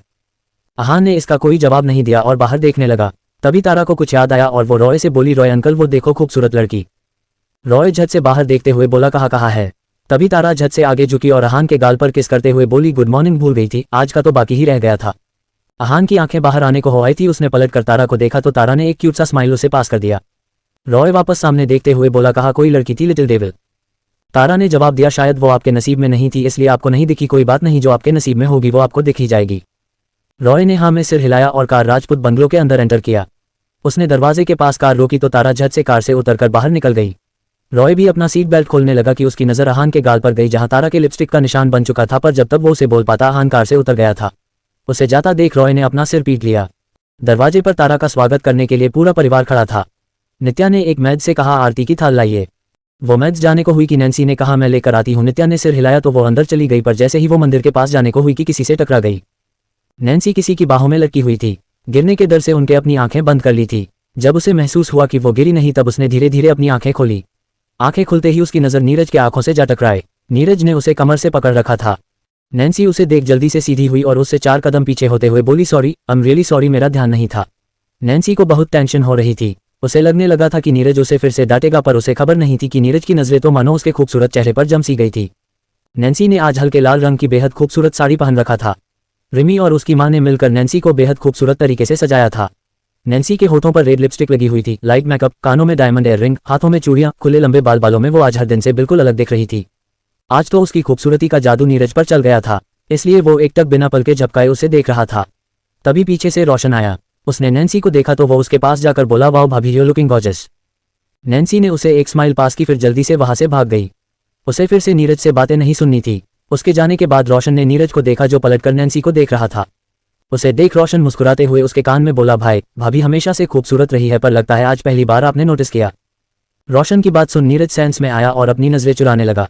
रोशन ने सच कहा था, नीरज ने आज पहली बार नैन्सी को नोटिस किया था और पहली बार में ही नैन्सी उसके दिल में उतर गई थी। रोशन ने उसका हाथ पकड़ा और उसे खींचकर बाहर ले जाते हुए बोला चलो भी भाई, भाभी को बाद में देख लेना, मुझे भी अपनी रिमी को देखना है। वो उसे जबरदस्ती अपने साथ दरवाजे पर ले आया। नैन्सी ने भी आरती की थाल उठाई और वो भी सबके पास आ गई। तारा दरवाजे पर खड़ी सबको पलके झपकाते हुए देख रही थी। उसने वर्षा को देखा जो बहुत खुश नजर आ रही थी। उसे देख तारा के होठों पर भी एक मीठी सी मुस्कान आ गई, वरना उसे रिश्तों की उतनी समझ नहीं थी। उसे अब भी सबके मिलने की खुशी से ज्यादा इस बात का दुख था कि अवदान ने उसे अपनी पोती नहीं कहा था। आहान तारा से कुछ दूरी पर खड़ा था। रॉय उसे कहने को आने लगा कि वंश की नजर आहान के गाल पर गई। उसके गाल को देखकर उसकी आंखें भी बड़ी हो गई थी, पर कहीं न कहीं उसे खुशी भी हो रही थी। वो आहान के पास गया और उसके बगल में खड़ा होते हुए धीरे से बोला आपके गाल पर लिपस्टिक लगी हुई है, साफ कर लीजिए वरना हमारे दोनों साले जल भुन कर राख हो जाएंगे। आहान ने सिर घुमाकर उसे देखा तो वंश ने उसके गाल की तरफ इशारा किया। उसका इशारा देख आहान समझ गया और जल्दी से अपने गाल को साफ करने लगा। नैन्सी ने नित्या को थाल दी तो वो तारा की आरती करने को हुई, पर उससे पहले तारा ने कहा ये आप क्या कर रही है। नित्या ने प्यार से कहा आप पहली बार अपने घर आ रही है न, इसलिए हम आपकी आरती कर रहे हैं। नित्या की बात सुन तारा कुछ सोचने लगी, फिर उसने नित्या से कहा 1 मिनट, बस 1 मिनट रुकिए। कहते हुए वो जल्दी से आहान के पास गई और उसका हाथ पकड़कर उसे खींचते हुए नित्या के पास ले आए। आहान के गाल से अब तक लिपस्टिक पूरी तरह साफ नहीं हुई थी, पर सबके सामने वो बेचारा अपने गाल को साफ भी नहीं कर सकता था। तारा नित्या को आहान से मिलाते हुए बोली ये मेरा अनान है, इसकी भी आरती कीजिए, ये भी तो पहली बार यहाँ आया है। नित्या और बाकी सब ने अब तक आहान को नोटिस नहीं किया था, पर जैसे ही सबने उसे देखा सबकी आंखें हैरानी से बड़ी हो गई। तभी देवांश ने सबको शांत रहने का इशारा किया। उसका इशारा देख किसी ने कुछ नहीं कहा। नित्या ने तारा और आहान दोनों की आरती की, फिर उन्हें अंदर आने को कहा। तारा आहान का हाथ पकड़े हुए ही अंदर जा रही थी, पर आहान ने धीरे से उसके हाथ से अपने हाथ को छुड़वाया और 2 कदम पीछे हो गया। तारा ने पलटकर उसे देखा तो उसने उसे जाने का इशारा किया। तारा ने इस पर कोई सवाल नहीं किया। वो जानती थी आहान सबके सामने तो क्या अकेले में भी उसके करीब उसके पास नहीं आता था। पंडित जी आ चुके थे, इसलिए नित्या तारा को ले मंदिर के पास चली गई थी। तभी वहां अवदान और दिलीप की कार आकर रुकी। दोनों कार से बाहर आए और दोनों अंदर जाने को हुए कि दोनों की नजर आहान के गाल पर पड़ी। आहान आंखें नीचे किए खड़ा था, इसलिए उसने उनकी नजरों को खुद पर नहीं देखा, पर देवांश और बाकी सब ने उनकी नजरों का पीछा करते हुए आहान के गाल को देख लिया। रॉय ने उन सबको देखकर अपना सिर पीटते हुए मन में बोला आहान तू गलती पर गलती कर रहा है, तेरे चक्कर में मैं भी रेस्ट इन पीस बन जाऊंगा। तभी वर्षा और महक वहां आते हुए बोली पूजा स्टार्ट हो गई, आप सब अंदर चले आइए। देवांश ने सिर हिलाया और अवदान को देखा तो अवदान ने बिना कुछ कहे अपने कदम अंदर की तरफ बढ़ा दिए। उनके पीछे बाकी सब भी अंदर चले गए। आहान भी अंदर जाने को हुआ कि उसका फोन रिंग हुआ। कॉल कनाडा से था, इसलिए उसने कॉल पिक किया और गार्डन की तरफ चला गया। उसके जाते ही वहां एक व्हाइट कार आकर रुकी, जिसमें से मान, मोनिका और उनके पापा उतरकर बंगलों के अंदर चले गए। सारे लोग पूजा में बैठे थे, इसलिए मान और मोनिका भी सबके साथ बैठ गए, पर दोनों माँ बेटे के होठों पर एक विनिंग स्माइल थी। मान के पास एक पेपर था जिसे देख वो मुस्कुराया जा रहा था। थोड़ी देर बाद पूजा खत्म हुई तो नित्या तारा को सबसे मिलवाने लगी। सबसे मिलवाते हुए वो मान, मोनिका और उनके पापा के पास आए। तारा मिस्टर कपाड़िया को देखकर खुश हो गई थी। वो कुछ कहने को हुई कि मान ने तारा का हाथ पकड़ लिया और उसे अपने पास खड़ा कर लिया। उसे ऐसा करते देख सब हैरान रह गए थे, पर तारा की आंखें सर्द हो गई थी। उसे किसी का भी छूना पसंद नहीं था, चाहे वो लड़का हो या लड़की, उसे ह्यूमन टच पसंद नहीं था। दिलीप ने अवदान से धीरे से कहा बॉस हमें इन्हें रोकना चाहिए, वरुण कही लिटिल डेविल इस लड़के को। अवदान सोफे पर बैठते हुए बोले फिलहाल वो ऐसा कुछ नहीं करेगी, दिलीप पर लगता है आज इस लड़के की अक्ल ठिकाने लगने वाली है। दिलीप ने परेशान होते हुए कहा पर आहान उसका क्या। अवदान धीरे से मुस्कुराते हुए बोले, हमने पहले भी कहा है दिलीप, जैसे तारा के लिए आहान है वैसे ही आहान के लिए तारा है, तुम घबराओ मत, आज तारा उसका हिसाब ले लेगी। दिलीप ने आगे कुछ नहीं कहा पर उन्हें आहान की टेंशन होने लगी थी। वो बार बार दरवाजे की तरफ देखने लगे थे। नीरज ने हल्के गुस्से से कहा, मान ये क्या बदतमीजी है, हाथ छोड़ो हमारी बहन का, वो वर्षा नहीं तारा है और तुम्हारा दोनों में से किसी पर भी कोई हक नहीं है। मान मुस्कुराते हुए बोला, आई नो ये वर्षा नहीं तारा है और मेरा हक है इसका हाथ पकड़ने का, after all she is my wife. What Roy ने चिल्लाते हुए कहा। दिलीप उसे घूरते हुए बोले, तुम्हें बैकग्राउंड म्यूजिक देना जरूरी है, हर बार क्या वॉट क्यों करते रहते हो। रॉय हैरानी से बोला, अरे ये लड़का क्या बोल रहा है, लिटिल डेविल इसकी वाइफ कैसे हो सकती हैं। मान कुछ कहने को हुआ कि तारा ने कहा, ये सच कह रहा है पर इसे थोड़ी सी गलतफहमी हो गई है। कहते हुए उसने मान के हाथ को अपने दूसरे हाथ से कसकर पकड़ा, जिससे मान के चेहरे पर दर्द के भाव दिखने लगे। अगर आपको ये कहानी पसंद आई तो हम स्टोरी को लाइक, शेयर और सब्सक्राइब करना न भूलें। आपकी राय हमारे लिए बहुत खास है, तो हमें कमेंट में बताएं कि कहानी आपको कैसी लगी।